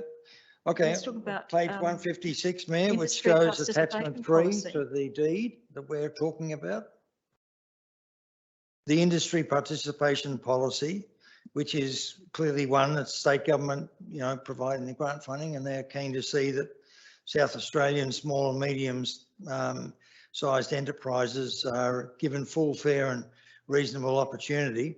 I'm just wondering, in that, is that doesn't, or my question would be, what can we do to make sure that we maximise the potential for local recruitment or local participation in this project that doesn't tread on that South Australian footprint that's of interest to the Treasurer?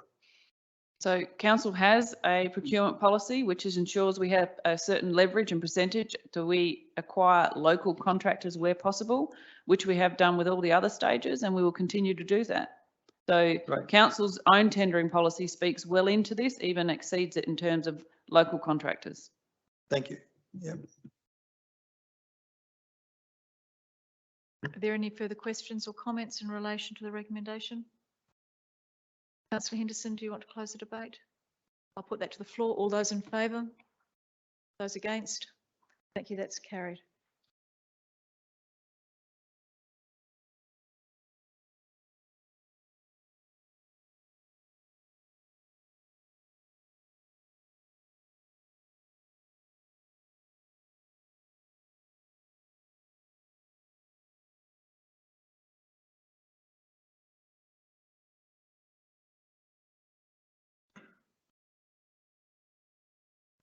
Item 10.4, the Sandford Country Football Championships funding application, and I'll do that recommendation en bloc. The first recommendation is receiving the funding application report. Councillor Littley, are you moving en bloc? Yep. And do I have a second to Councillor Schofield? Either of you want to speak to that? I will, thanks. Obviously from the report, and it is a good report and a good summary of the championships that were held earlier this year. I think we can be confident to say that this was a resounding success this year. A great deal of not only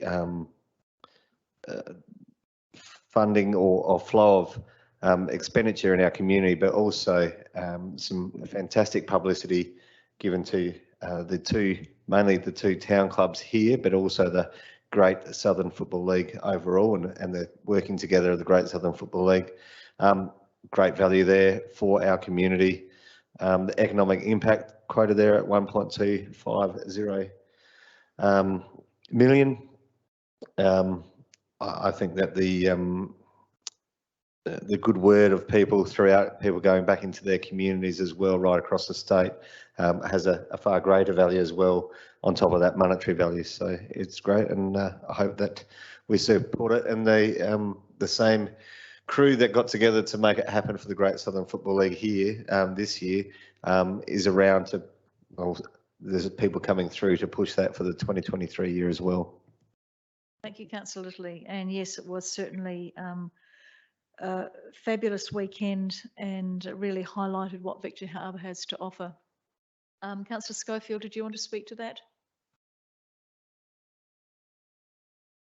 I support what Councillor Littley has said.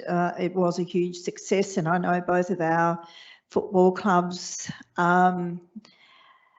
expressed that at the meeting we just had recently. So I think this is a really good incentive.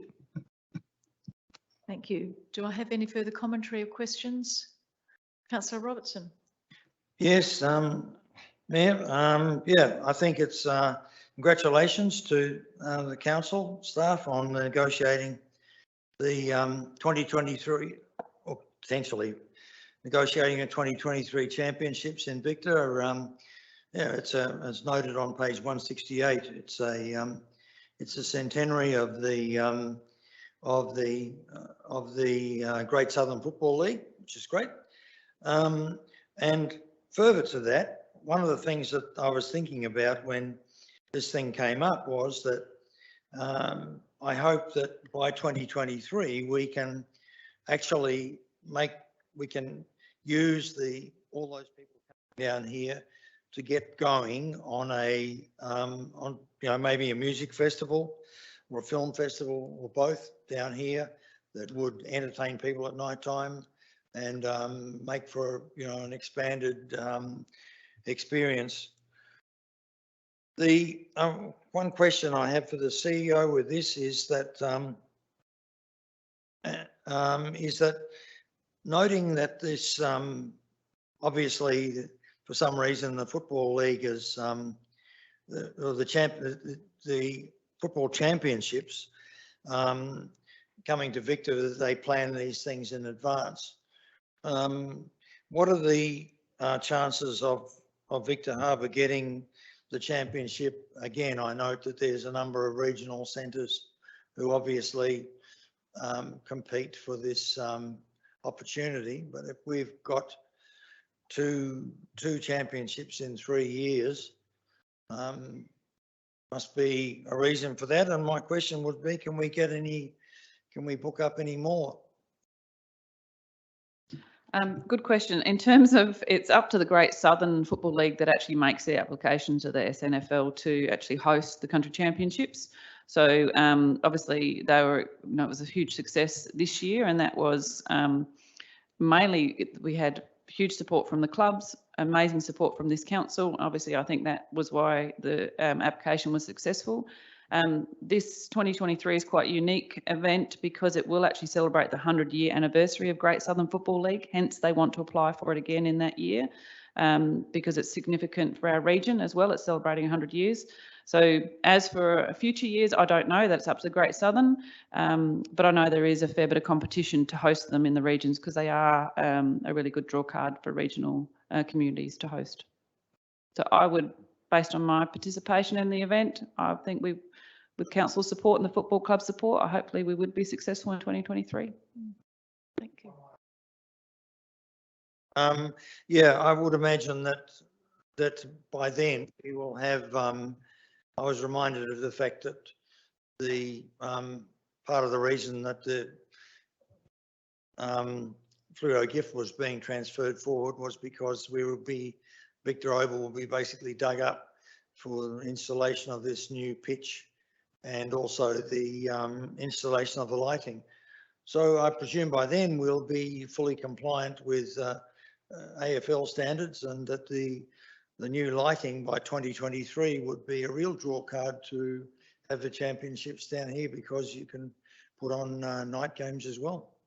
Absolutely, and not only that, you may have a successful Encounter Bay Football Club that could have done its second stage of its refurbishment by 2023.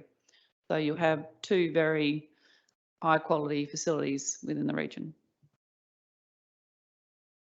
Any further commentary, councillor Hales? Thank you, Mayor Jenkins. From this report, it's clear to see that the ROI on this event, regardless of the price tag, is well worth it. But my question is around that fact that they are asking for a 33% increase on what they asked for last time. And so therefore, in the space of 2 years, they're saying their event costs have gone up by 33%. Did they give some reasoning around that or point to anything in particular? Or was it just that event costs increased? Yeah, through the mayor, I'm not aware of anything particularly that has driven it up, other than perhaps the event costs were more than they anticipated and some level of escalation as well, perhaps, but they haven't given a particular reason that I'm aware of. Any other questions? Councillor Littley, do you want to close the debate?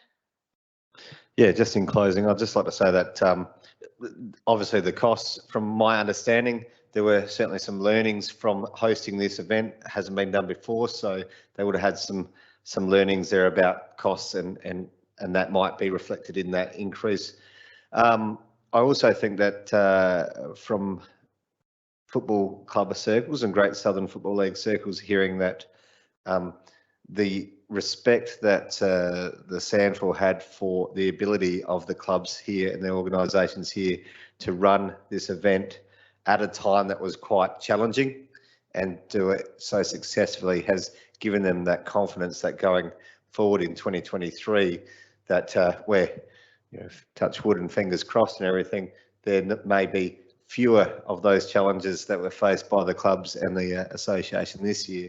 So they could really ramp up that event for even better returns on investment there. So that is, along with the 100-year celebrations, that's certainly a motivator to hold it in their 100th year of the Great Southern Football League. But they think that they're going with a pretty good hand on the back of this year's event. Thank you, councillor Littley. That closes the debate. I'll put the recommendations en bloc to the floor. All those in favour?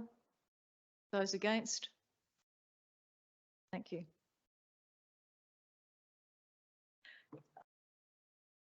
We have the Arts and Culture program, and the recommendation I'll do en bloc. That council receive and note the report.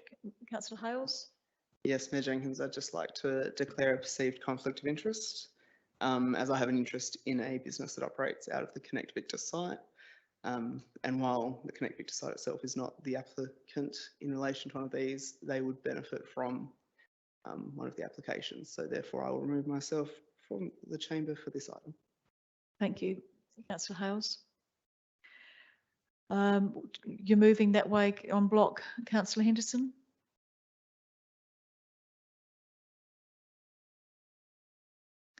And councillor Schofield seconding that. Councillor Henderson, do you want to speak to it? Councillor Schofield? Does anybody have any questions? Councillor Robertson? Yeah, questions, but a comment on,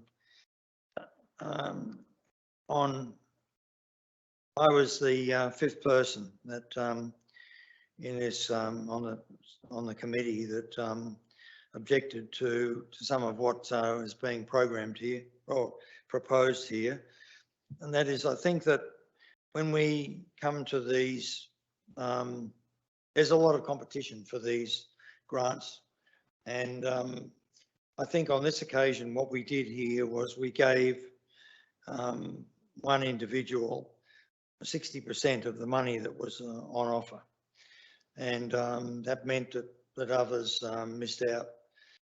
And secondly, and I don't think that any one individual or one organisation should be taking such a large proportion of the funds on offer. And secondly, I think that it would help some of these programs. I note in here that as it comes up with a lot of the times with these grants, whether they be sporting grants or event grants or arts and culture grants, that maybe the quality of the application form isn't wonderful. And so people are left asking questions, well, what do they mean by this, or why didn't they say about that? And I think in future, as a matter of process, what would be handy would be when these grants are being discussed, that the people who are putting forward the applications for these are actually have the opportunity to appear in front of the evaluation group, even if it's only for 5 minutes. But if there's any questions people have, they can ask them there. So to me, I wasn't happy with this because I felt that we gave, you know, such a high proportion of this, these relatively scarce grants to one person. And I don't think that that's what we should be doing with these grants. Thank you, Councillor Robertson. I understand that some of the applicants are eligible to apply for other grants that might be more applicable to their particular area. So I hope that they do that and take advantage of that. Are there any further questions in relation to this? No, Councillor Henderson, you moved it. Is there anything you want to say in closing? Yes, thank you, Mayor. You've touched on what I was going to say, and that is that 2 or 3 of these applications were thought to not quite sit within the guidelines of this particular grant funding, and that they'd be appropriate elsewhere. Thank you, Councillor Henderson. I'd now put the motion, the recommendation to the floor. All those in favour? And those against? That's carried. Thank you. Does somebody want Councillor Hales in?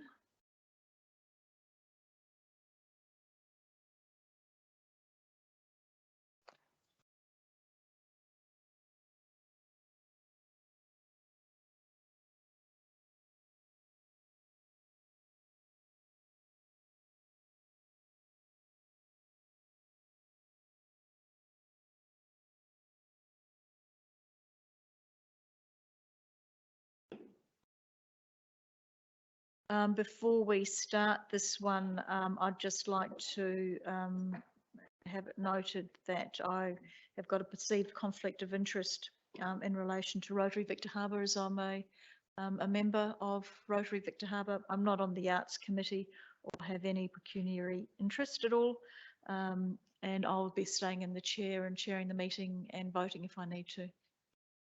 Councillor Hales, just like Councillor Hales. Similarly, I'll be declaring a perceived conflict of interest as I'm a member of the Rotary Club of Victor Harbor. Because this is a perceived interest, and I believe that the majority of this report makes an interesting comment. I'm not on the board of the club or on a related committee, so I believe I can handle this interest by staying in the chamber and being a part of this discussion. Thank you, Councillor Hales. Councillor Robertson, sorry, you wanted to speak?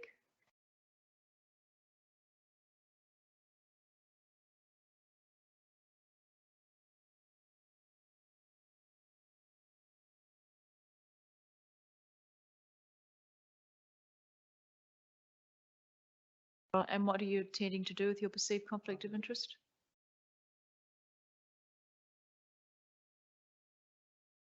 You're not going to vote on this? No. Can you please, it's quite, if you can stay in your chair, Councillor Robertson, if you're staying in the chamber, and you can pick up your paper afterwards. Karina can give it to you. I will do this recommendation on block. Unless there is any particular item that people would like to bring out and discuss individually.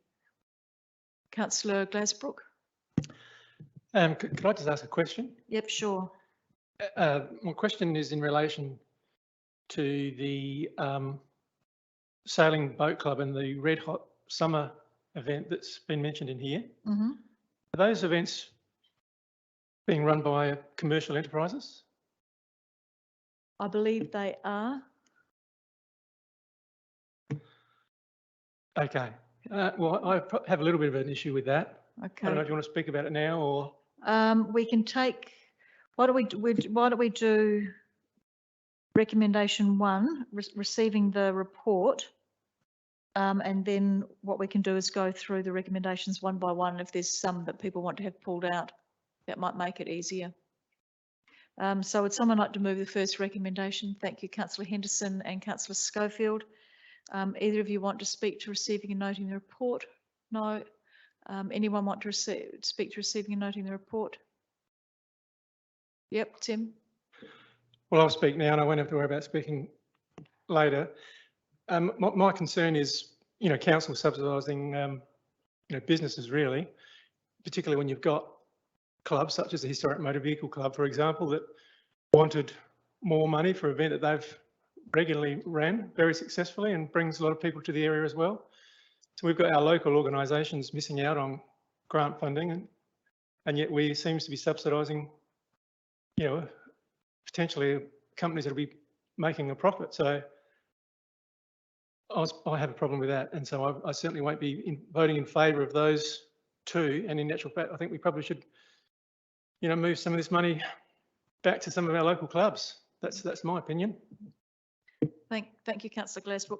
If you have a look on page 194, there is the criteria to which all of the clubs were marked, and that included the economic benefit that the different events, and even though some of those events are businesses, it would draw a large number of people into Victor Harbor who may stay the night, and there'd be increased economic benefit. Community activation was one. Event sustainability was another one. So when each of the different events were marked, they were given good consideration in relation to that, and that's how some of the money was divvied up. But I understand that, point. Mayor, and I'm 100% in support of the in-kind, because yes, I believe that council should support these things with road closures and organising, parks and whatever else, waive fees or any of that sort of stuff. I am totally comfortable with. It's just the actual cash contribution that I'm not happy with. Thank you.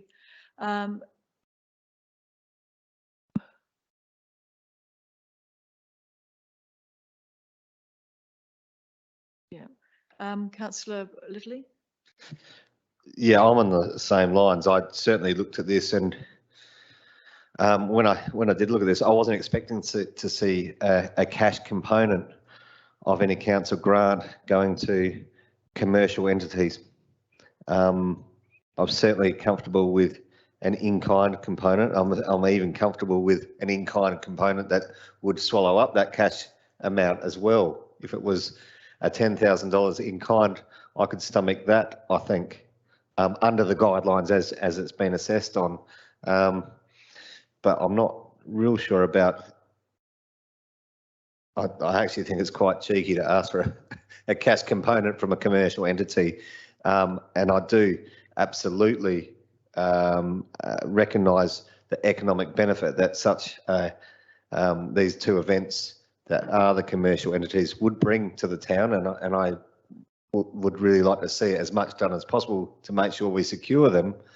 I just don't think that's cash. Thank you, Councillor Littley. Are there any further comments in terms of recommendation 1, receiving and noting the report? If not, I'll put that to the floor. All those in favour of receiving and noting the report? Those against? That's carried, thank you. So the second recommendation relating to the grant to the vehicles to support the British Classics Fleurieu Run. Someone like to move that way? Councillor Littley and Councillor Mann. Do either of you want to speak to that? Does anybody want to speak to that? Councillor Glasbrook? Yes, well, as I've already said, I would like to see perhaps some of that money that was being allocated to one of the commercial entities could potentially, because they asked, I can't remember the figures off the top of my head, but they asked for considerably more than $500, it was $4,000, was it? So that's what I was trying to say earlier, that maybe we could consider removing those funds from those commercial enterprises and giving it back to our local community groups. So I don't know what to do, whether I just vote against it or what, because. Can I ask a question, please? Is there any, are we able to move to the points that do deal with the commercial entities before we work through the rest of the recommendations in the order that they are? Would that be a comfortable way of doing it? I'm just a little bit concerned that if we did go and up grant money, we may find ourselves later on voting yes for the whole amount, and then we're not going the ball. Sure, we need to deal with this one first because we've got a mover and a seconder, so we have got a motion on the table, and then we can move to the more commercial. Can I remove, like, can I take myself out? I moved it. Yep. Can I withdraw that? And you're withdrawing your moving, Councillor Mann? All right. So the next, so there's Bike SA, then there's South Australian Athletics. Sorry, we can finish that one, I have my hand up to speak to that. The mover and the seconder withdrew their motion, their moving and seconding. Okay, so what are we doing then, one by one, or? We're going, Councillor Robertson, down to the commercial operators and doing them first, and then we're going back to the local ones. So number 4 is the Athletics League. 5 is Regional Red Hot Summer Concert. I'd like to move an amended motion with regards to that. To which recommendation? To number 5, I'd like to move that council grant a $5,000 in-kind sponsorship to Regional Touring to support the 2022 Red Hot Summer Concert, with sponsorship provided on the condition that the applicant adheres to conditions outlined. So removing the cash component of that grant. Can I just ask, I'll ask the CEO just to respond to that before you move, just to talk about the Red Hot Summer Concert, because if you recall, we had a special council meeting earlier on, which actually addressed that Red Hot Summer Concert. So there may already be things that the council has put in place. Through the mayor, no, council, other than giving the in-principle support to actually host it in Kent Reserve, council hasn't given any other promises. They made an application like every other applicant for this grant funding, as anyone would. So there is no promises made other than they have permission to hold the event there. Their application for sponsorship, it's not a grant, for sponsorship for their event is no different to anyone else that's before council, and council needs to make that decision accordingly. I just guess important to note, if the council is, majority of the members are opposed to supporting any business that is applying for sponsorship to host events here in the council, then you may need to look at your guidelines, because all of the applicants were under the proviso that the principles and guidelines, the council welcomes applications for sponsorship from any sort of organisation. It's quite detailed clearly in your application guidelines when those sponsorships were called, and your panel members assessed them accordingly. Again, it's completely up to this council to support or otherwise those recommendations as before you. But you also may want to look longer term in terms of your principles or guidelines of what you will and won't seek sponsorship for or provide sponsorship for. Councillor Schofield. Yes, may I say something? I think if the elected members are looking at the recommendations that we'll put to the panel, I really think it would have been a great idea to have a look at this and ask the questions before it came to the chamber. As it's been said, there are guidelines, and the guidelines is what we actually stuck to. So I think to sit here and try and make amendments now, I think it's a little bit tricky. Point of order, Your Worship. Sorry, just we have a motion, we kind of have a mover, but not clarified yet, and we don't have a seconder. Yep. So can we sort that out Yep. before we move on to debate? Thank you. You are quite right, and I do accept that point of order. So we have a mover in terms of councillor Littley. Were you moving that? You've moved that, and you're seconding that, councillor Glazebrook?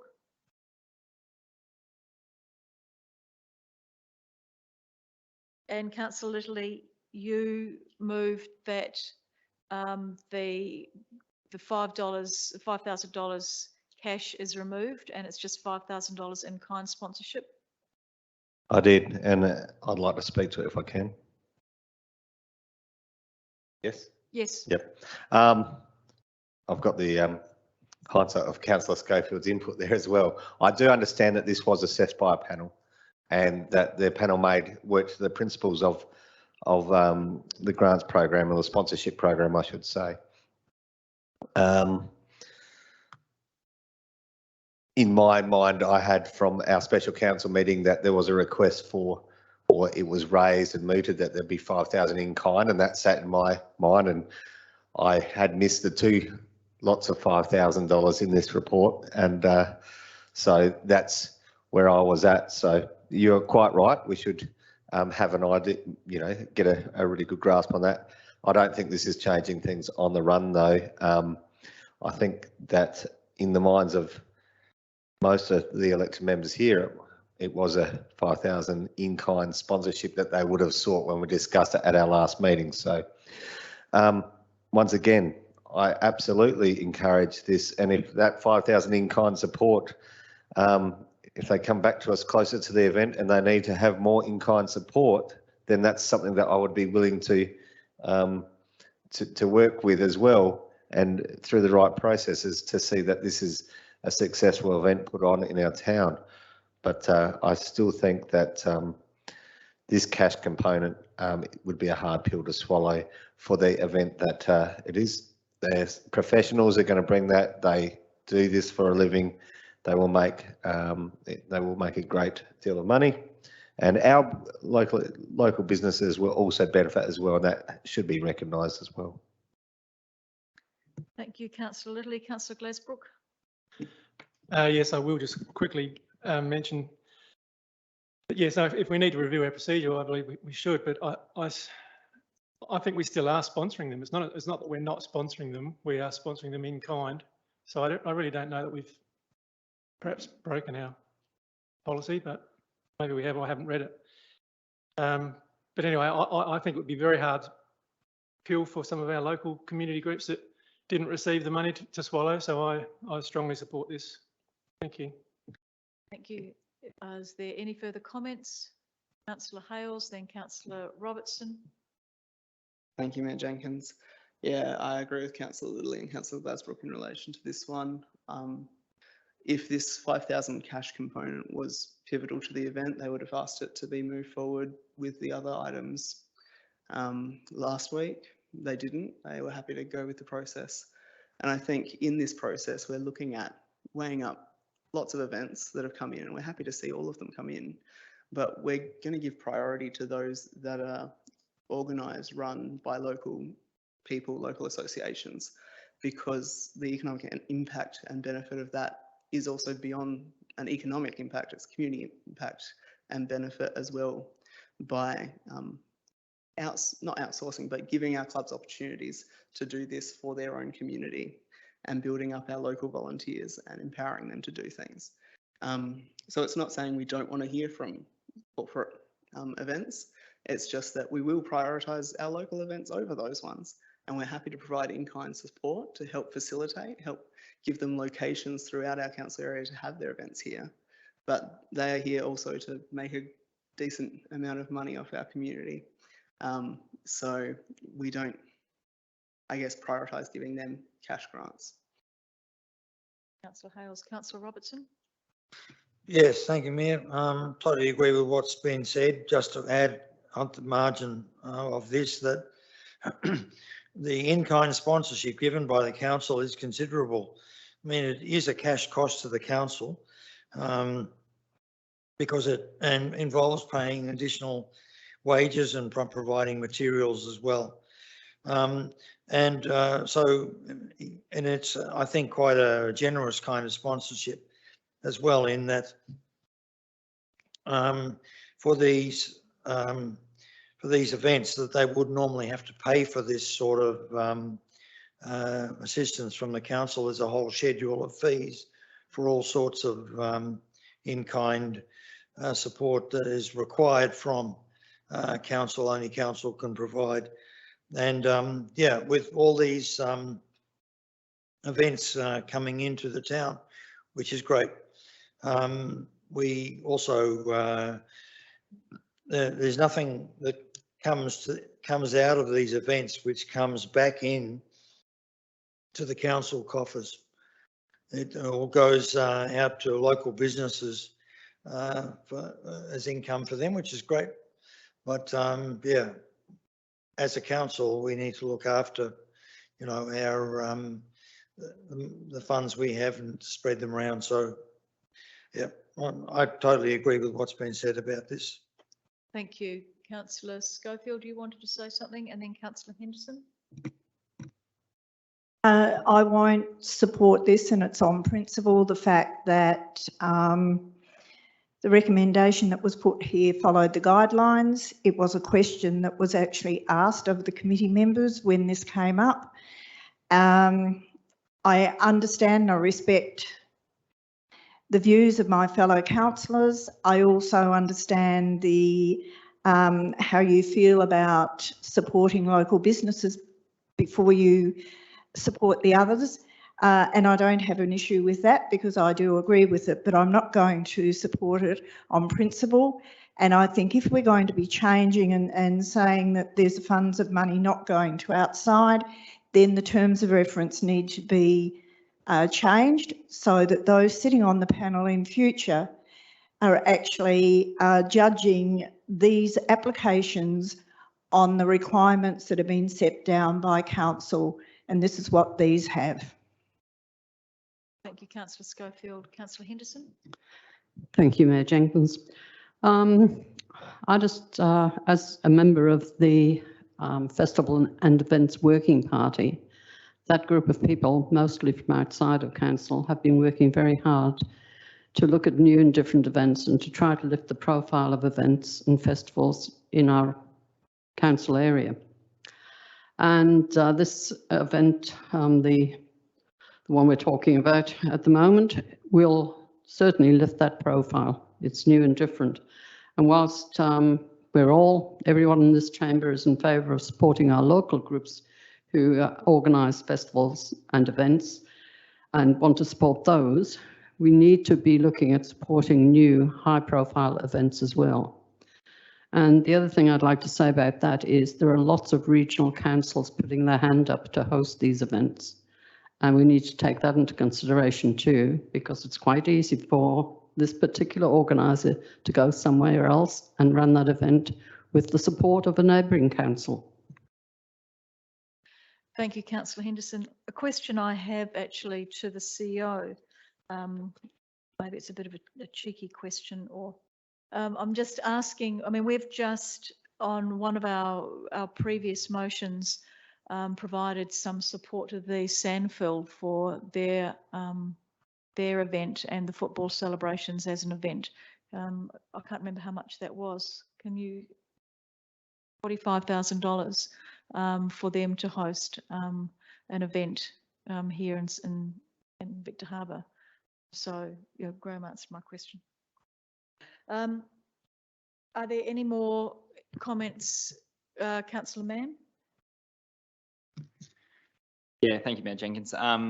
Yeah, I appreciate the views expressed around the chamber around supporting our local community organisations. I agree. I think it's important that we do foster that environment where our local groups are putting their name forward to create events that stimulate our economy and provide a better community. I think, I guess, whilst I understand where everyone's coming from, I think that we've been trying for at least the last 2.5 years to attract an event of this nature, something that caters for that younger demographic, that this is sort of that hole in our events schedule that we've previously had, and I think this fills it quite well. And we've been trying very hard to attract events such as this one. I think that, you know, now that they come to the table, I think it's a little bit premature to take this sort of tougher stance on them as a private enterprise, because we're wanting to attract these events, these organisations, these businesses to come and deliver events such as this at our community, I think. And I agree completely with Councillor Henderson. I think this is the way we foster it. We develop that good relationship with them. And after we've built that relationship, we can look at reducing those cash contributions. For example, the sailing club, in the recommendation, I believe there's no cash contribution in that one, because that is an existing event that we have a long relationship with. And I very much appreciate where my fellow elected members are coming from, but I think we want to keep encouraging these events. We want to keep building these good relationships, and for them to think of Victor Harbour Council as a good partner in delivering these events and opportunities for our community and many people surrounding and outside of our community as well. Thank you, Councillor Mann. And just taking up one of your points that was discussed at quite some length in the committee in relation to encouraging and perhaps giving a cash contribution this year. But as with the sailing club, just in-kind contributions next time, but bringing them down here and building that relationship. So that was discussed at the grants committee. Councillor Lidley, you'll be closing the debate, but I think everybody's spoken, so please do that. Yeah, thank you. I will stick to the point that and the purpose for moving the motion in this way, and it is to drive some additional funds into those more localised events. Many of these are in a situation where they have to start up again after a year off, and they can certainly do with those funds to get to reboot their festivals and keep those long held festivals coming back to our town that we can, the tried and true that do work for us as well. I don't disagree that we need to attract new events, and this one that we're voting on at the moment is a particularly good and exciting event, but I do believe that we've already shown our support and shown that we are a very willing partner by having a special council meeting to help them progress their meeting. We've already laid our cards on the table that we are backing them in and we are supporting them, and we'll do that by helping them to host a fantastic event.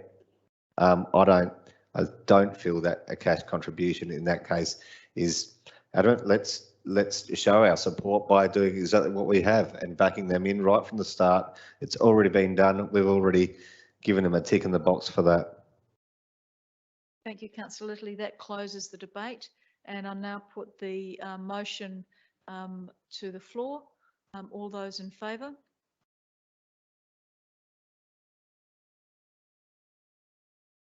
And all those against? That motion is lost. No, sorry, all those in favour? And those against? Sorry, that motion's carried. Beg your pardon. The next ones we've done, that's done that one. The next one that involves a commercial operation is that the council grant $2,000 ex GST cash and $600 in-kind sponsorship to TBD Productions for the Summer Sands series. That's recommendation 8. Would someone like to move that way? Councillor Henderson, you happy to move that the recommendation as it stands? And do I have a seconder? Councillor Robertson. And do either of you want to speak to that? Councillor Robertson. Yeah, I'd like to ask the committee on what basis they given the discussion we've just had, because this is another one where there's cash being provided as well as in-kind sponsorship, why they decided that to provide a cash contribution. You'll see the assessment criteria is on page 194, and all of the programs were assessed according to that assessment criteria. Initially, they wanted to have the summer sessions wanted.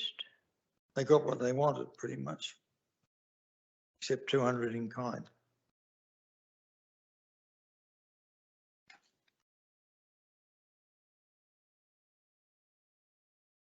Page 195. 2000, yep, 195, yep. So they were assessed according to the criteria, and that's what the panel was supportive, very supportive of the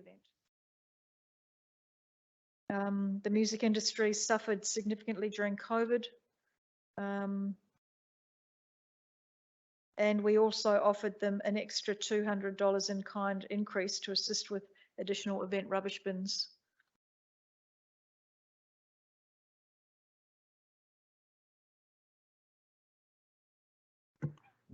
Can I ask a question on this? Is that appropriate timing to ask a question? Yes. With the Summer Sand series, and they've raised it here that the local or the live music industry has suffered significantly. Are these local live music artists that the Summer Sands series would promote? I'll need to go back to, have you got their application there, Graham? We'll just have a look at the application. I think they are, I think they are local ones with Summer Sands. There's one.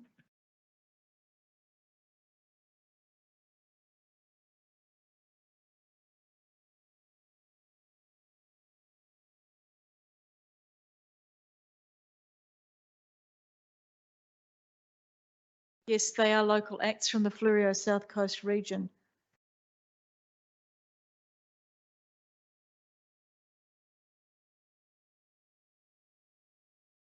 If you go to page 9 of the attachment.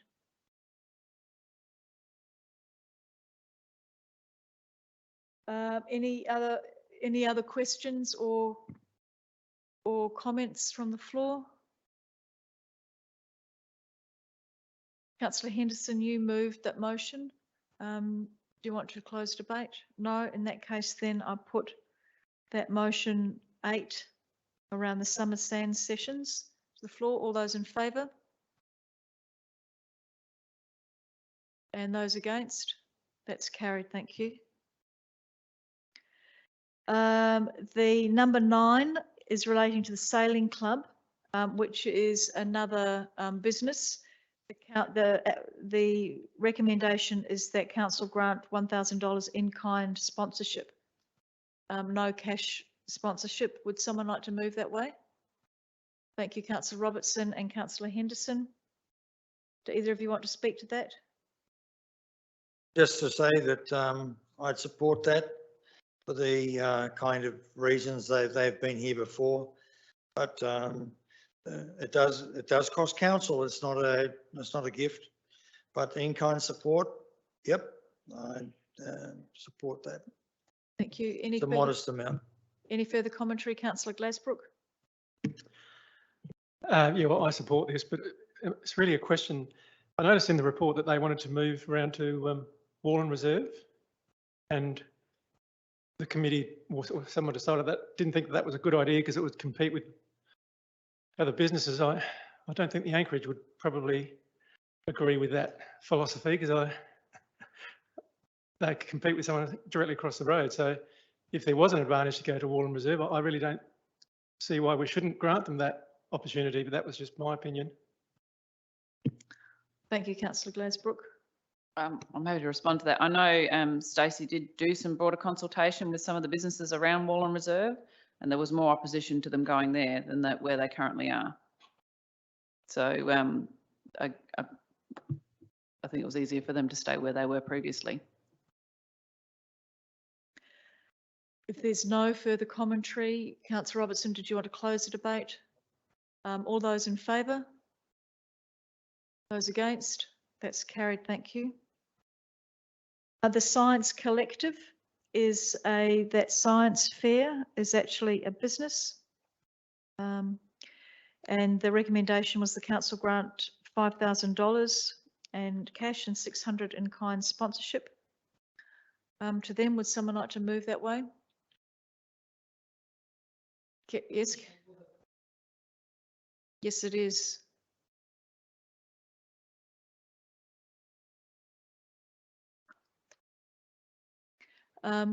Somebody want to move that way?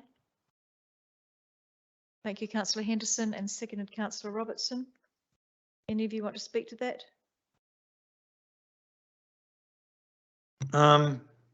Yeah, I thought I went along to the science fair that they put on here earlier in the year, and it was the greatest collection of infants and their parents I've ever seen in one spot in Victor Harbor.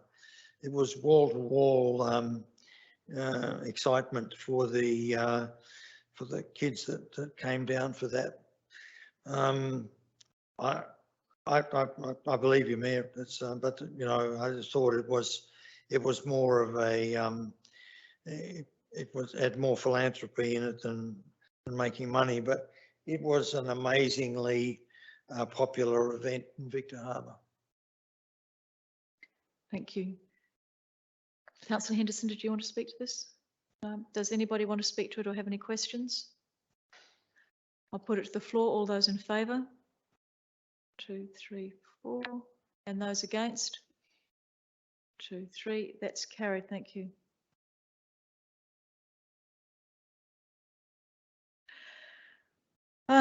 So we now go back to item 2. The council grant $500 in-kind sponsorship to the historic motor vehicles to support the 2022 British Classics run. Would someone like to move that way? Councillor Glasbrook. I'd like to move an alternative motion if I could, thank you. And that is? I don't know.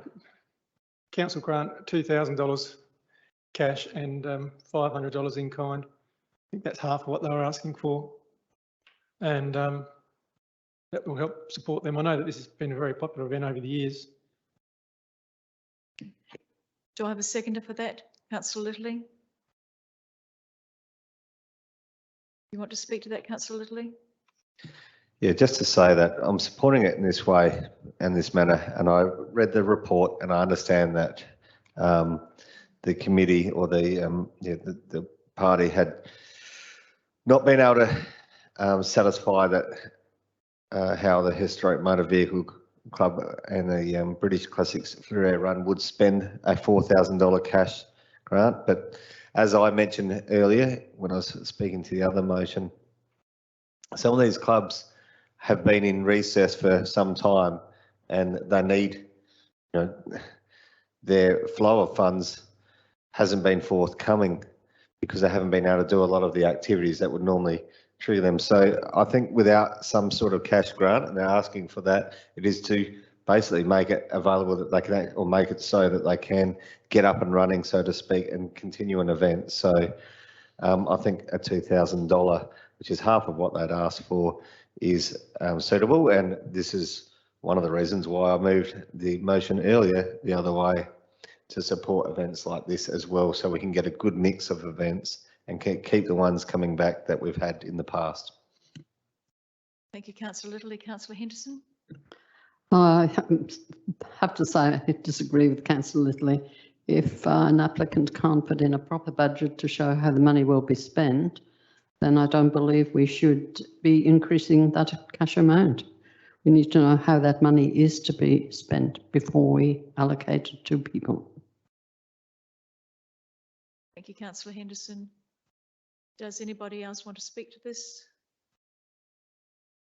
Councillor Glasbrook, do you want to close the debate at all? Put that to the floor. All those in favour? And those against? That's carried. Thank you. Recommendation 3, that council grant $1,000 ex GST to Bike SA to support the Coast to Coast bike ride. Someone like to move that way? I'd like to move an amendment. Or a different motion, sorry. Yep. One that's more in line with what the Coast to Coast bike ride requested, which was $2,345 in kind. I would like to move an amendment that amount be in kind to $2,000. It is a big event. It involves a great deal of local. Oh, sorry, I'll move the motion and then I can speak to it. Sorry. So the motion is that council grant $2,000 in kind sponsorship. Yep. Do I have a seconder for that? Thank you, Councillor Robertson.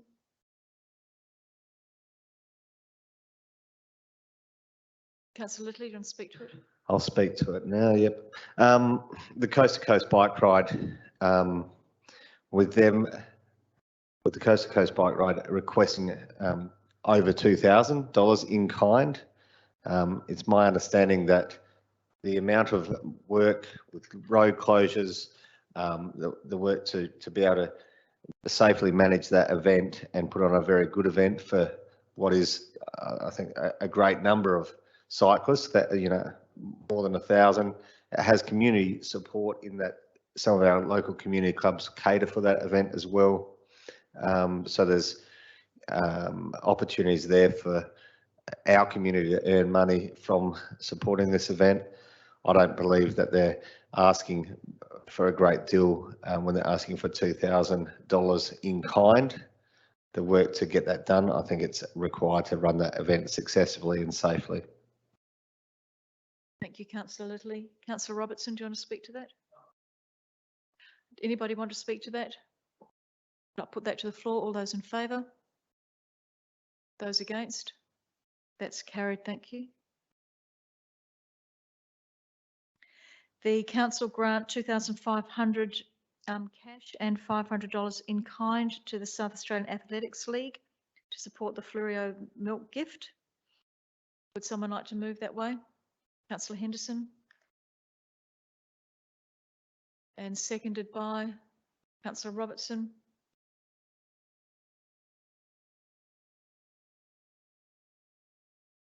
If it's all right with the mover, you can. You don't want an amendment, Councillor? Well, you can vary it, where you can have an amendment with, what's your amendment? If someone wants to second it.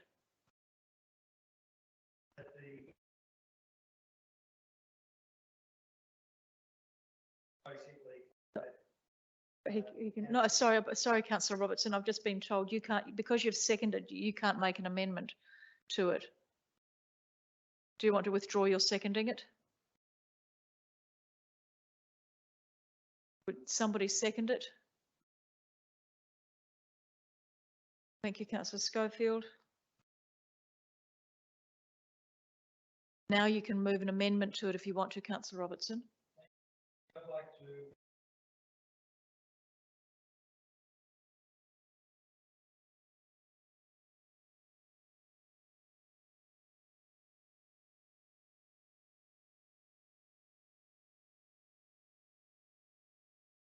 to move the cash amount up to $4,000.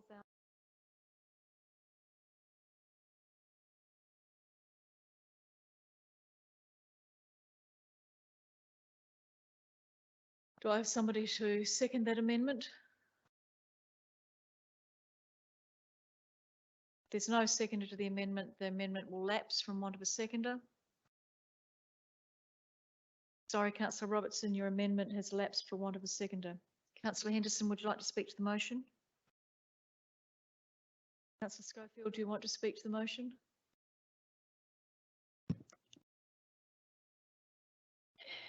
Sorry, didn't I second that? You did. That's why I'm asking you to speak. Oh, sorry. No, look, I support that. And again, it is going on the applications that came through and the criteria. And the other thing I'm just looking at this particular moment, we're $1,500 over the budget that was set.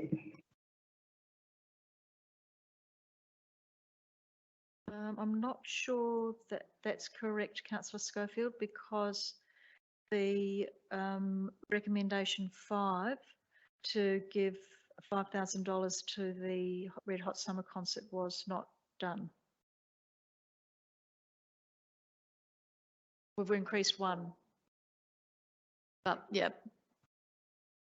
Anyway, does anybody else want to speak to this Athletics Cup? Councillor Robertson, can you just check that whether or not you can speak because you moved an amendment?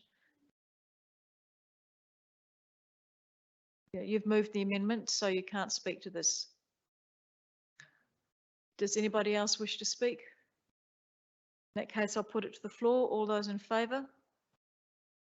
And those against? That's carried, thank you. Now we come to, we've done 5, so we now go to 6, which is $4,000 GST cash and $1,000 in kind sponsorship to Rotary for the Victor Harbour Christmas pageant. Would someone like to move that way? Councillor Littley. And seconded by Councillor Glasbrook. Would either of you like to speak to that? Councillor Littley. I'd really like to give them more, but they haven't asked for more, so we'll stay at that. I think this is a very important event, and certainly one that our community is very keen to see come back, and we need to make a. We're quite lucky that we have an organisation that has gone to the lengths that it has last year and is going to those lengths again this year. We see other communities around South Australia, regional communities that aren't so lucky this year, and we'll be missing out again on those sorts of celebrations. I think the organisation needs to be applauded for pushing along with this and finding solutions. Thank you, Councillor Littley. Do you want to speak to that, Councillor Glasbrook? I'll just ask the question again, really. I see there that it potentially could be out at the trotting track. I believe that they're holding it down at the Morgan Park trotting track. Yeah, so if the COVID situation changes, obviously they'll bring that back to the street. Yeah. That would be something that you'd have to talk to Rotary about in relation to their COVID plan.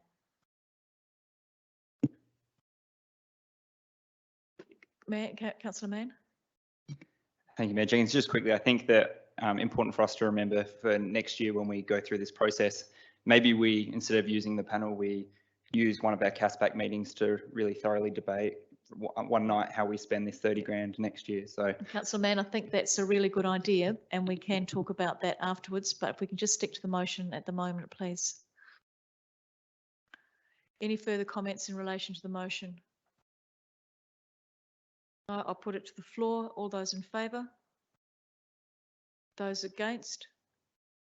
So can you please put your hands up so that I can see them? All of those in favour? And those against? That's carried, thank you. Last one is that council grant $1,000 cash and $300 in kind sponsorship in relation to the Sid James Victor Harbour Triathlon. Would someone like to move that way? Thank you, Councillor Schofield, and seconded by Councillor Henderson.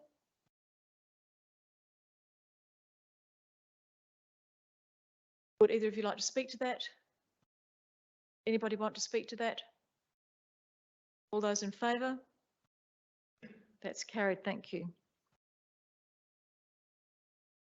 I'll just check with Karina that we have covered off on all of those recommendations, because we have moved back and forth a bit. We just got item 11, yep. So I'll just see from Director Pathouse whether or not we need to change that $11,000. We don't need to change it, right. The item 11, that council transfer $11,000 from the Rock and Roll Festival expenses to support the recommended applications. Moved by Councillor Henderson. And seconded by Councillor Schofield. Do either of you want to speak to that? No. Anyone want to speak to that? All those in favour? That is carried, thank you. Also 8 o'clock, so we will have a break. But just picking up on what Councillor Mann said, I think this would be good perhaps to go through CASPAC last time. And I am concerned that one, we were not following the guidelines related to the initial assessments, and that then even when you said that you didn't want to include businesses, you did include a business in relation to the Science Collective. So you're also going against what you had originally said. It's really important that we keep things consistent and that we are transparent for the community who are putting in applications. And if we have guidelines, we need to follow them. However, if you think that this needs to change and we need a bigger group rather than the committee that you voted to have assess these guidelines, they can be brought to the CASPAC meeting. But I don't think that this is very good governance in terms of chopping and changing. Let's have a 10-minute break. We'll see you at 8:10. Thank you.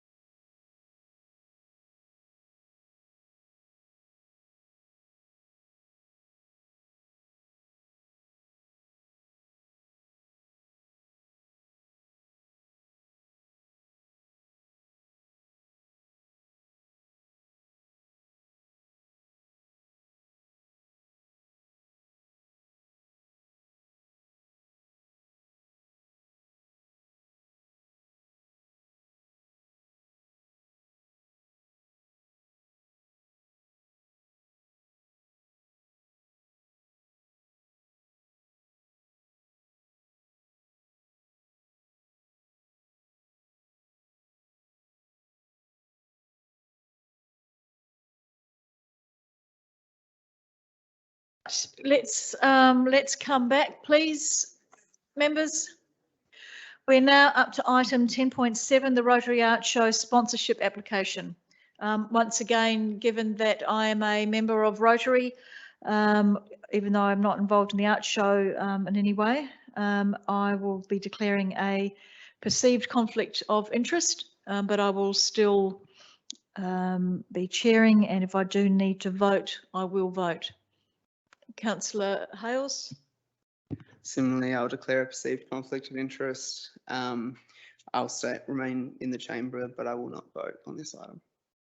Thank you, Councillor Hales. Councillor Robertson? And?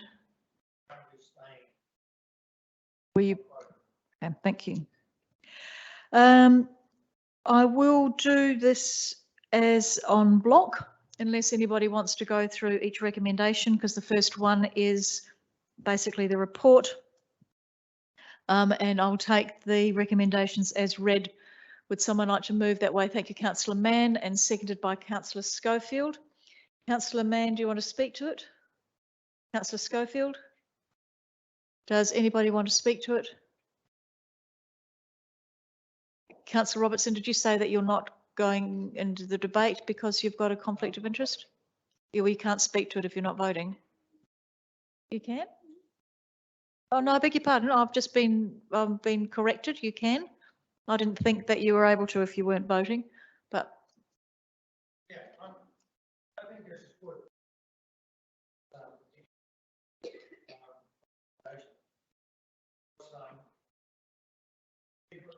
Sorry, it removes or enhances the business of local groups being able to put on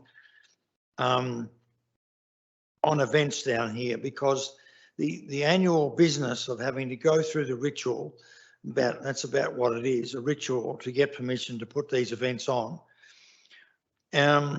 When you reach a stage, I think that the art show has, where it becomes a real institution that's 42 years and still going strong, that you shouldn't have to go cap in hand every year. And to be given, in this case, a 3-year, I would have hoped it would have been 5, but never mind, 3.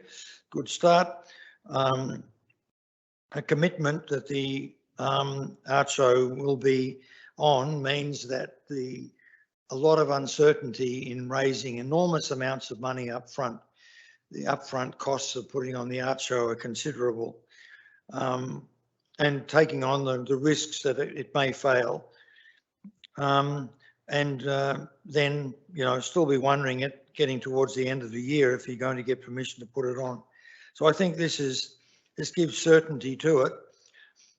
I have a question here in the sense that the 3-year commitment to the Victor Harbor Art Show would include the site allocation as Warland Reserve. Is that included in that?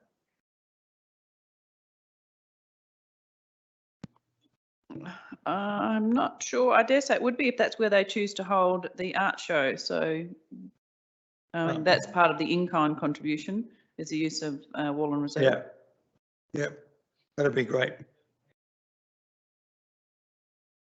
Thank you. Is there any further commentary in relation to this or any questions? If not, I'll put it to the floor. All those in favour? And those against? Councillor Schofield, are you voting?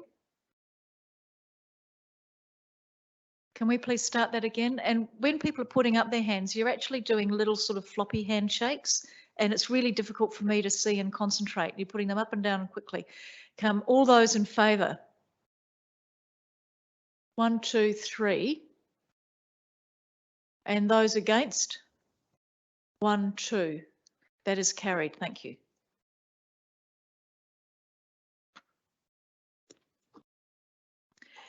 The Arts and Culture Centre, next steps. There's 3 recommendations there, and I'll do them on block as well in case anybody has, unless anybody has anything against that, given that the first recommendation is receiving and noting. I'd like to see 1 or 2. 2 and 3 be separate. I'll do 1 and 2 on block then. All those in, sorry, does someone want to move that way?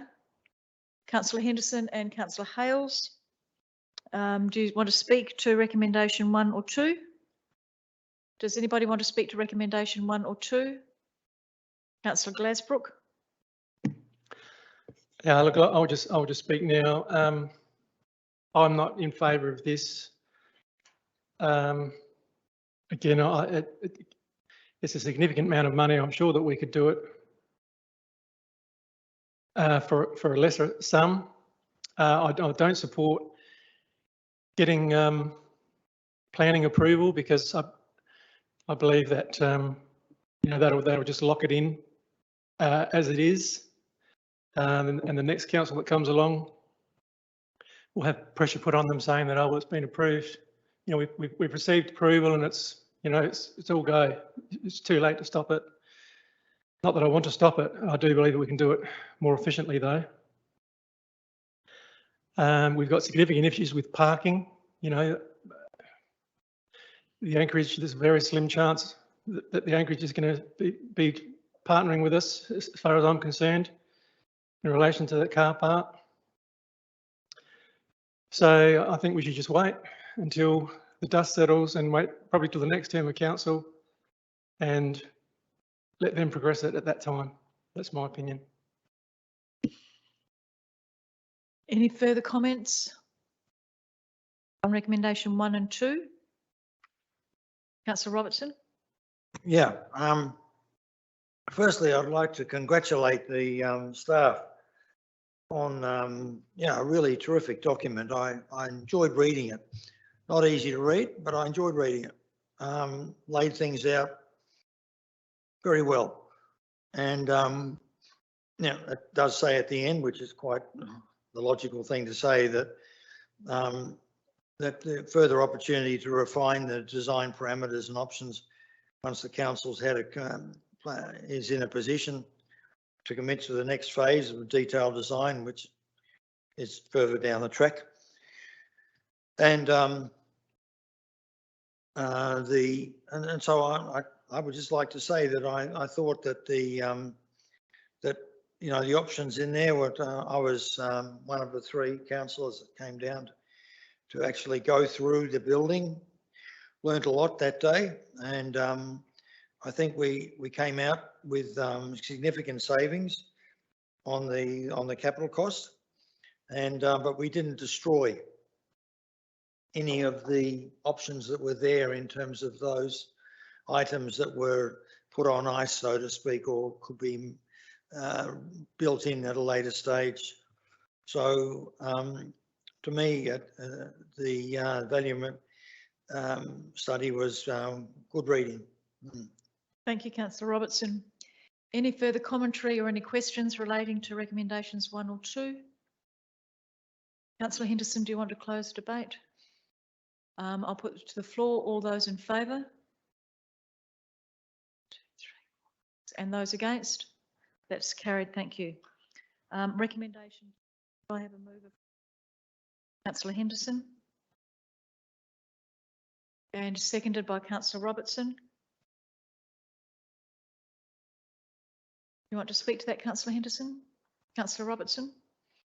Again, I think that the good work done in terms of this PAC or PAR, Project Actions Register, that's in there.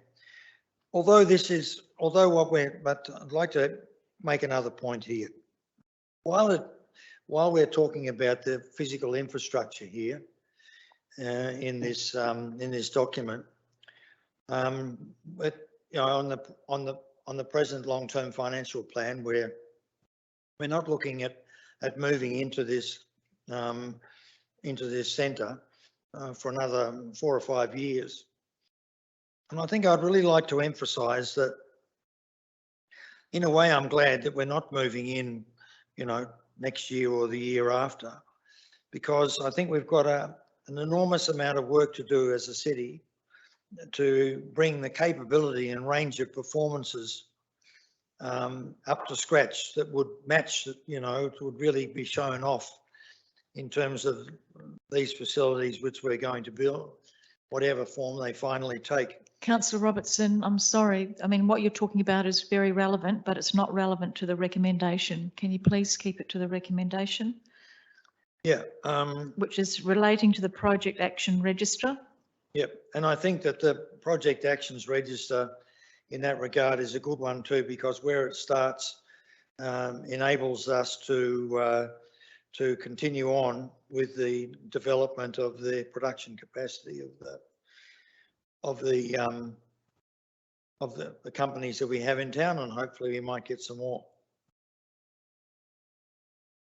Thank you. Is there any further commentary or any questions in relation to recommendation 3? Councillor Henderson, is there anything you want to add? In that case, I'll put it to the floor. All those in favour? Those against? That's carried. Thank you. 10.9 is the Local Design Review Code Amendment, and the recommendation I'll do on block that we receive the report and that Council makes a submission in relation to the Local Design Review Amendment. Would someone like to move that way? Councillor Mann, thank you very much. And do I have a seconder? Thank you very much, Councillor Hales. Do either of you want to speak to that? Councillor Mann? Quick question to administration. What's, I guess, the ideal scenario where this assessment panel, which provides completely voluntary advice in entering it and then upon accepting the advice, what is the benefit of having it?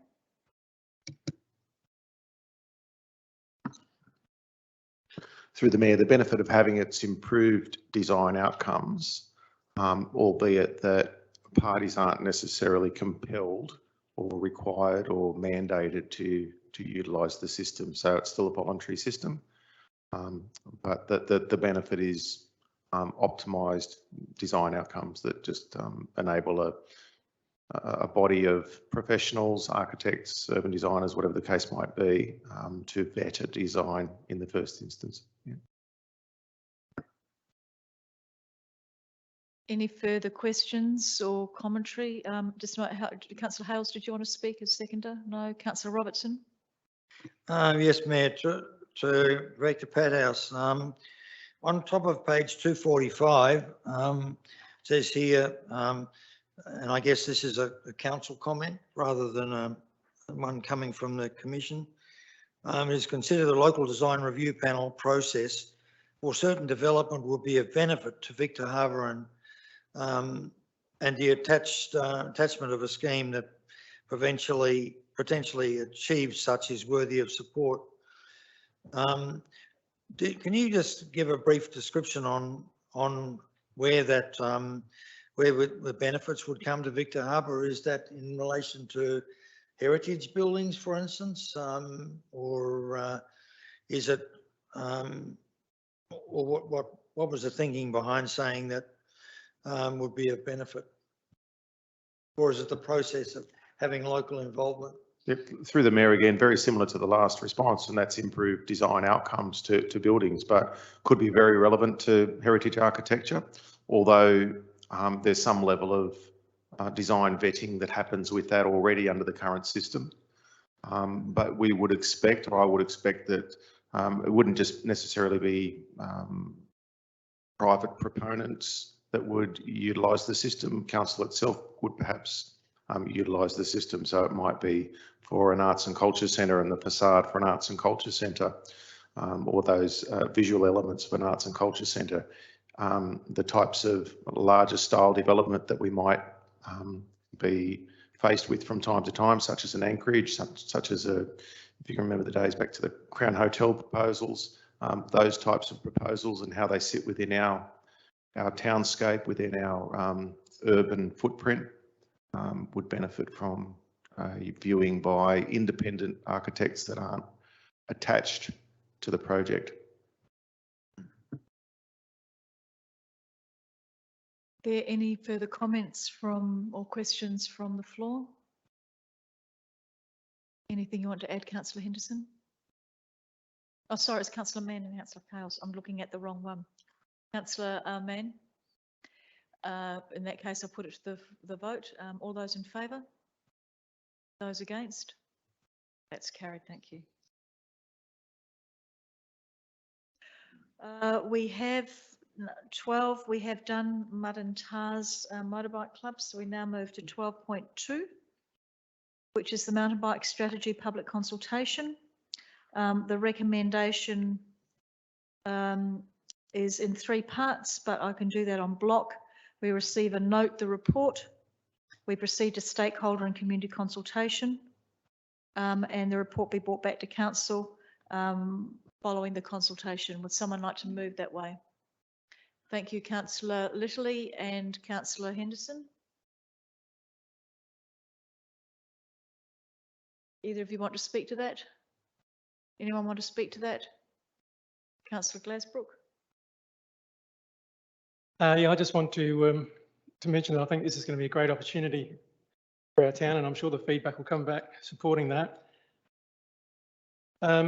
My concern is that we're not going to have the funds to progress this. You know, I believe this is where we should be putting some of that money that we just set aside for the Arts and Cultural Centre, because we'd receive far greater economic benefit out of this mountain bike proposal than we will ever get out of the Arts and Cultural Centre.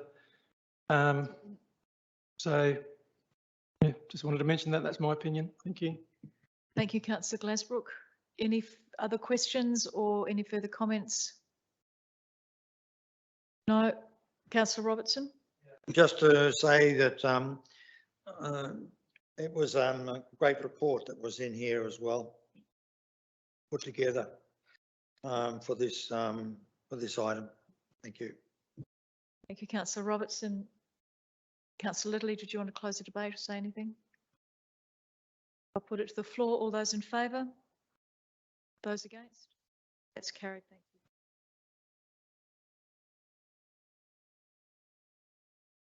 you. We have done 12.3, the Encounter Bikeway realignments, so we move to 12.4, the automated external defibrillator Encounter Bay boat ramp. I'll do the recommendation on block. Moved by Councillor Mann and seconded by Councillor Hales. Do either of you want to speak to that? Does anybody have any questions about that? Councillor Robertson? Yes, Mayor, I was just looking at this because yeah, the council's being asked to put in $2,000 for the defibrillator, but we had here St John Ambulance that proposed this, was talking about giving us mates rates on the facility, on the defibrillator. Encounter Bay Rotary was also tipped in, I think, $1,000 on this, and but I've seen these defibrillators, and not cheap and nasty ones, being provided for less than $3,000. Maybe there's going to be a particularly robust one down there at the boat ramp, but good place for it and a good facility to have down there. But I'm hoping that that it doesn't end up costing that much. You'd note that this is to the $2,000 to the operating budget. So I presume it's not buying the actual product, but it's installing and continuing to inspect the product. Would that be right, Kathy? Thank you, through the Mayor. It is buying the product. It is buying the product. Yep. So this particular model, just Councillor Robertson, just this particular model has been recommended by St John, and one of the things about it is that it will be linked to Wi-Fi, so it will be able to tell us when the pads and the batteries need replacing. So it is a particularly robust model for down there. Okay, doesn't work underwater though. I'm sure it would if we paid a little extra.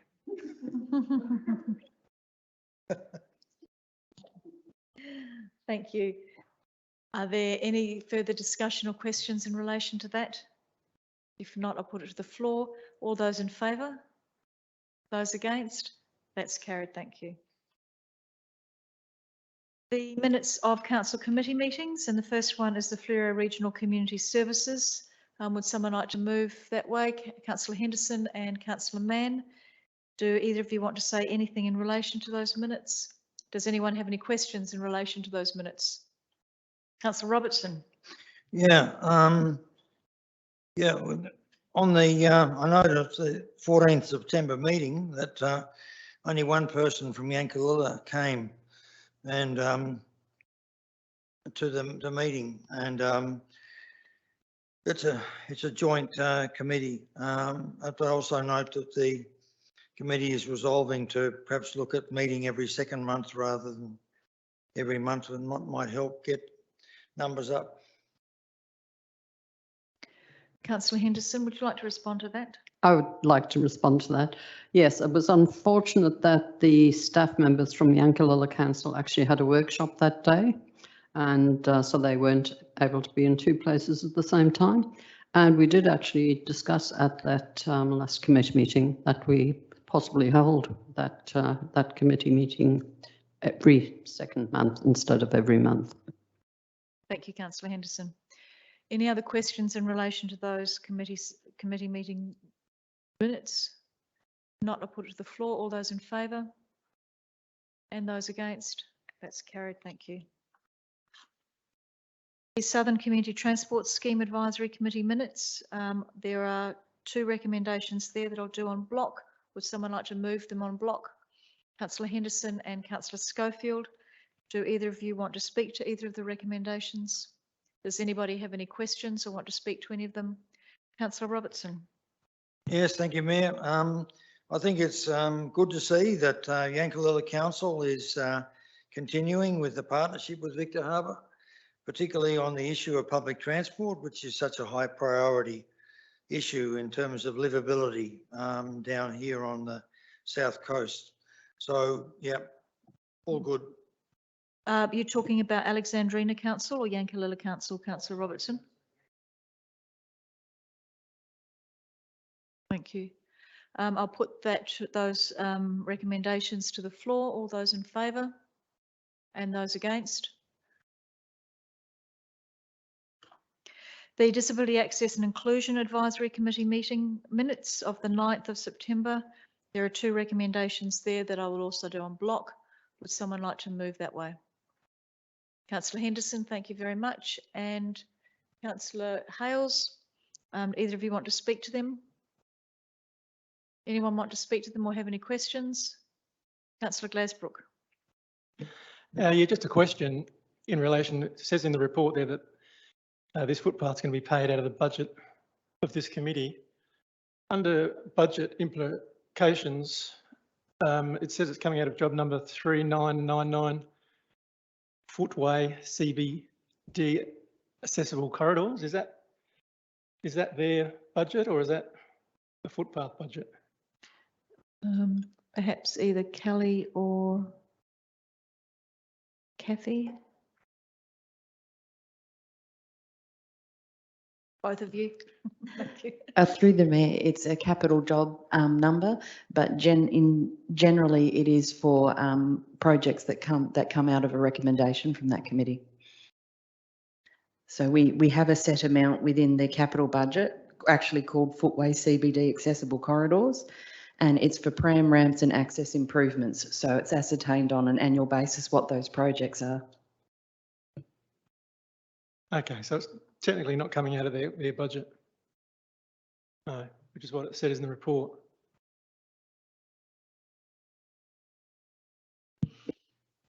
Thank you, Councillor Glasbrook. Any further questions or comments in relation to those two recommendations? If not, I'll put them to the floor. All those in favour? And those against? That's carried. Thank you.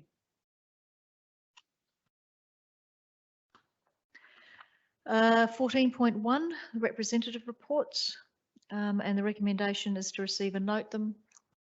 Thank you, Councillor Mann. And do I have a seconder? Councillor Robertson. Either of you want to speak to any of them? Anybody has any questions about any of them? All those in favour of the recommendation? Those against? That's carried. Thank you.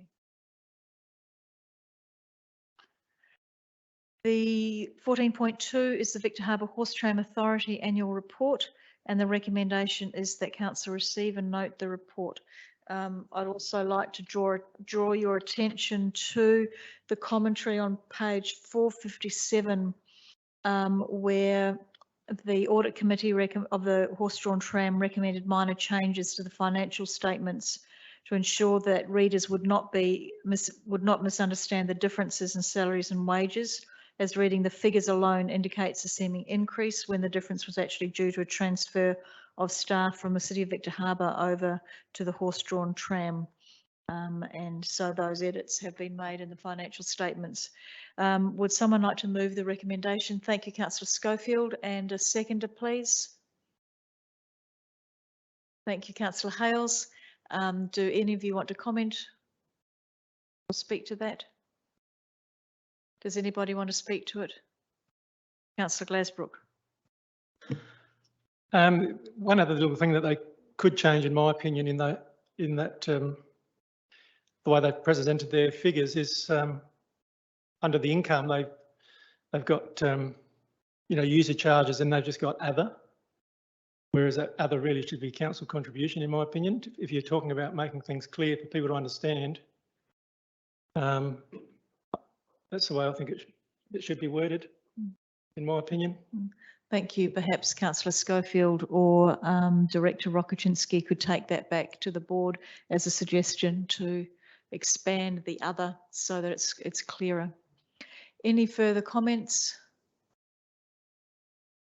All those in favour of the recommendation? Those against? Sorry, can we do that again, please? All those in favour of the recommendation? Sorry, Your Worship, I would have liked to have made some closing remarks as mover. I beg your pardon. I will go back and ask you if you'd like to make some closing remarks. I didn't think there was much of a debate there, but. Well, look, I would, because I was just waiting to hear what my fellow elected members had to say about the report, where there's been a tremendous amount of criticism in the past. I think it's an excellent report. I think the board needs to be congratulated on coming out like they did financially. The other income was the Causeway project. I can't see an income where it actually states other, apart from Causeway monitoring, DIPTI payment of 33,274.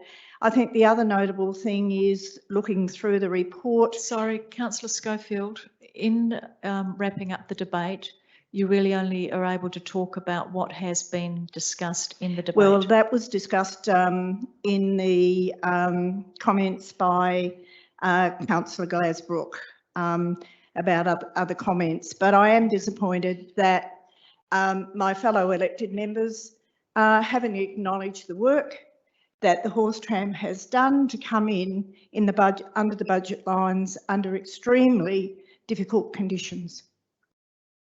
Thank you, Councillor Schofield. I now put the recommendation to the floor. All those in favour? 1, 2, 3. And those against? That's carried. Thank you very much. And I would like to congratulate the Horse Tram Authority, both the staff and the board for doing so well over this very difficult COVID time, especially with the Causeway interrupting work. And perhaps Director Rokoczynski could pass that on to them when she next meets with them. Thank you. The mayoral report, which is 15.1, and the recommendations that council receive and note it. Can someone move that way, please? Thank you, Councillor Hales, and seconded Councillor Robertson. Either of you have any questions or comments in relation to that? Anybody have any questions? All those in favour? Thank you. It's carried. The elected member reports. Would someone like to move that that's accepted? Thank you, Councillor Hales, and seconded Councillor Robertson. Do you have any comments or questions? Does anybody have any comments or questions? All those in favour? Those against? There are no matters of urgency. There is a question on notice regarding transport services from Councillor Hales. And thank you very much, Councillor Hales, for that. I actually have a follow-up question for the CEO in relation to the questions that you have documented down here. And the follow-up question is, what can we do further to advocate for Uber and ride-sharing services here in Victor Harbor? Are we able to add this to our position paper for the state elections, along with our key initiatives, proposals and issues? Would that be something, Councillor Hales, that might address some of the issues that you've brought up?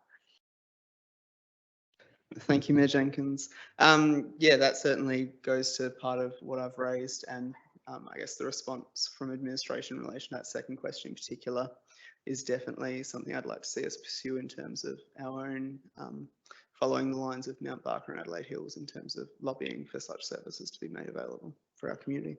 Thank you. Would it be something that you would like the council to write to our local member about? I guess so. We have, even though we haven't gone past motions without notice, but if you'd like to do a motion without notice relating to your questions, I'm happy to take it at this point. Okay, well, I'll consider that between now and the motions without notice. All right. Thank you. Questions without notice. You have some questions in relation to trips and falls, and then I see Councillor Robertson has got his hand up for another question. Yes, thank you, Mayor Jenkins. My question without notice is that in relation to recent correspondence about a member of the public who experienced public realm, can administration please investigate the circumstances of the incident and provide advice about what, if any, mitigating actions need to be taken to minimise the risk of a similar incident happening again, and that a report detailing investigations and any subsequent recommendations be presented to Council for consideration upon completion. Thank you, Councillor Hales. I'll ask Kathy Hayter to respond to that.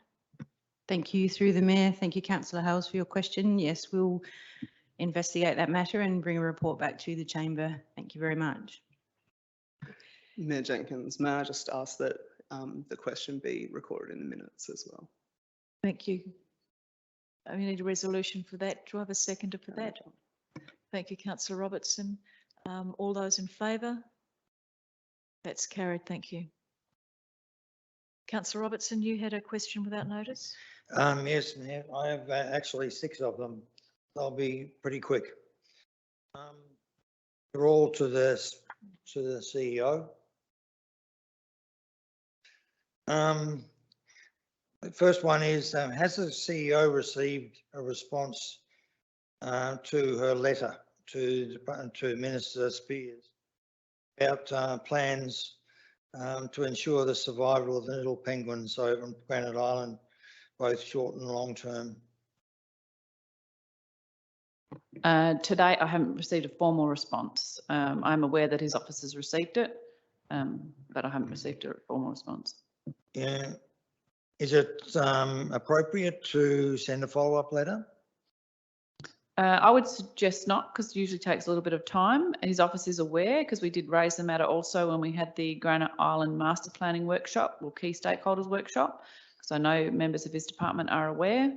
And we also have a function I'll be attending in his presence this Wednesday, so I can very nicely raise the matter again with him personally. Excellent. Third question is the CEO aware that today, the first day of the school holidays, that Granite Island was mobbed by families, and a particular area that was inhabited by lots and lots of kids was the little beach area just off the court to the right hand side of the causeway as you get to Granite Island. The rocks were over there, which is normally not is not altered, is not touched it all, but had a tremendous number of kids on it. That's the site of one of the last remaining burrows we have with chicks in it. No, I wasn't aware that the island was mobbed by children today. Can the fourth one is, can the CEO urgently press Department of Environment to provide a ranger full-time on Granite Island for these current school holidays to ensure the privacy of the remaining 4 breeding pairs that are on Granite Island? Also, a ranger for the upcoming next weekend's Viking Festival weekend. And after that, what we approved earlier on, ranger also full-time on Granite Island for Schoolies weekend. Other than raise the concerns of the council in regards to the penguin population, I as CEO can't organise a full-time ranger to be on the island, but I certainly can stress council's concerns for the longevity and the renewal of the penguins on the island, or maintaining what we have on the island. So I can certainly stress that again. Yeah. And fifth one is, can the CEO roster council staff or inspectors to ensure that no dogs are allowed on the causeway in the late afternoon to dusk? That's for this weekend, for the school holidays, and also for the Viking Festival.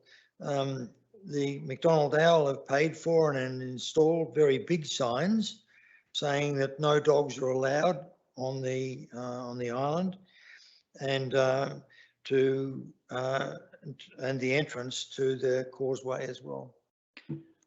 Again, our inspectors do regularly inspect that area, but from my understanding, we don't get any dogs on the island, other than we have had foxes, obviously, but since the fences have been installed, most of the people on the causeway actually self-regulate and advise people they can't take their dogs over. We don't tend to get a lot of complaints of dogs going over to the island or being on the island. And again, the rangers have the responsibility on the island, but if we do see them, they're reported or even expiated, but we do not get that regularly at all. True.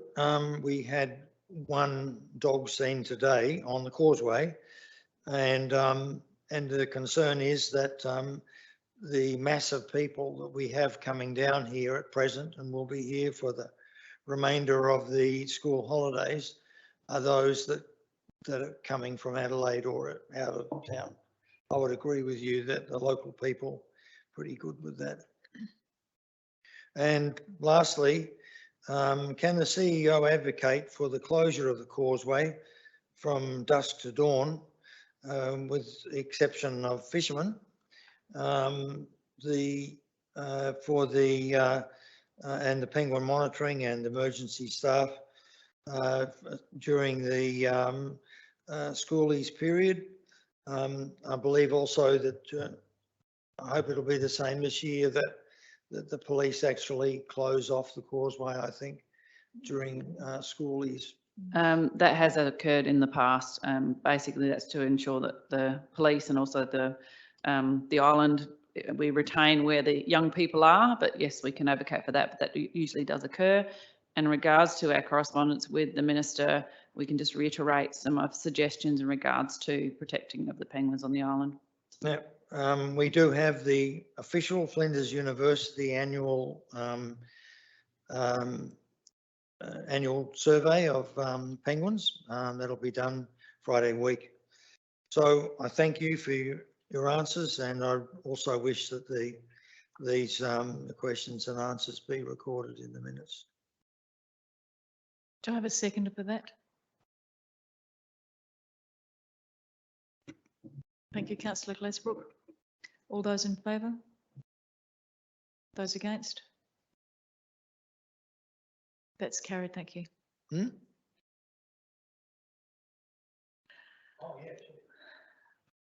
Motions on notice, there are none, and motions without notice. Councillor Hales, did you have one? Thank you, Mayor Jenkins. I think I got there just in time. I would like to move that council write to our local MP and the State Minister for Transport to seek the service areas operators to include our region. Thank you, councillor Hales. Do I have a seconder for that? Thank you, councillor Littley. Now, Do you want to speak to it? give me 2 seconds. I'll just provide the written copy to Karina.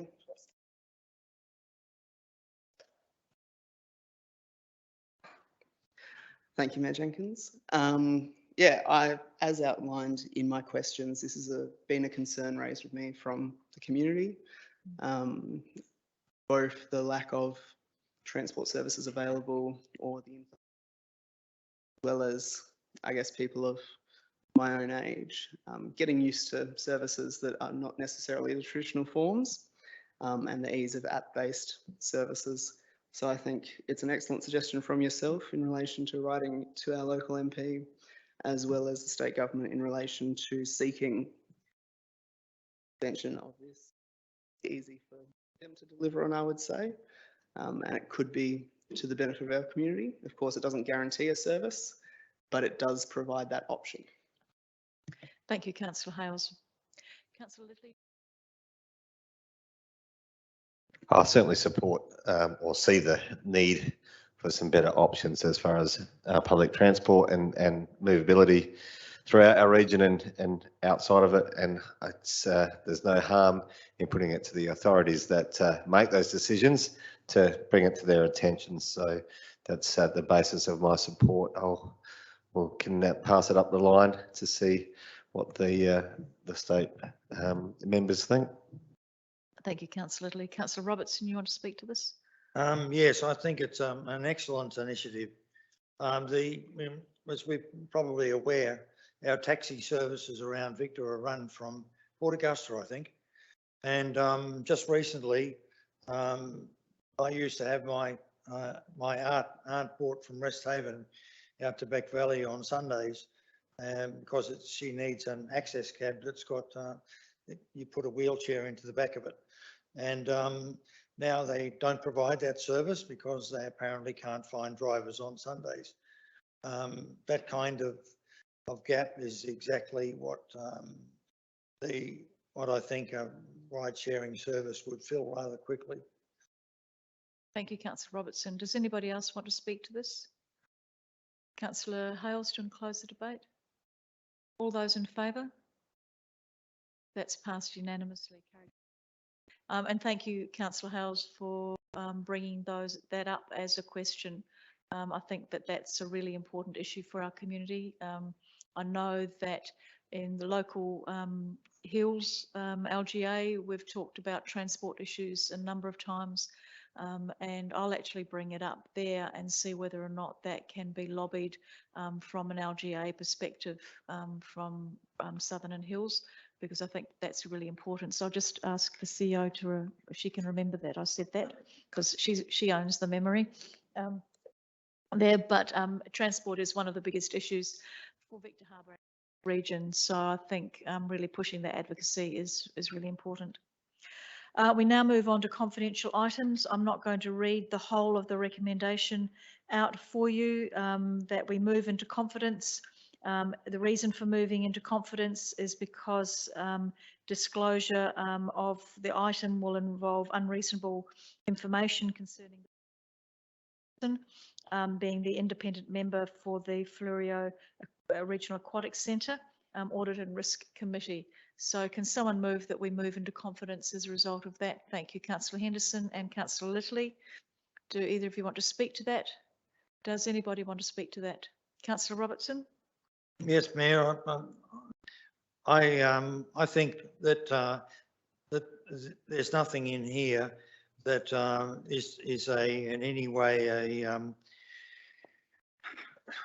revealing something terribly personal about either any of these candidates, and I think that it's the sort of thing that that local people would really like to know, that the audit committee is in the hands of really highly competent people. So I don't like it. I do agree with you, councillor Robertson. However, there's been a number of candidates for the position And until the successful candidate has actually been notified public, and let know that they are the successful candidate, it really wouldn't be fair to notify the public before we actually notify them.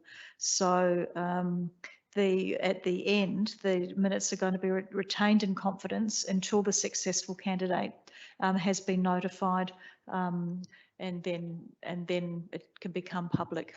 So that's the reason that recommendation has been given. Is there any further discussion? All those in favour of moving into confidence? Those against? That's carried. Thank you.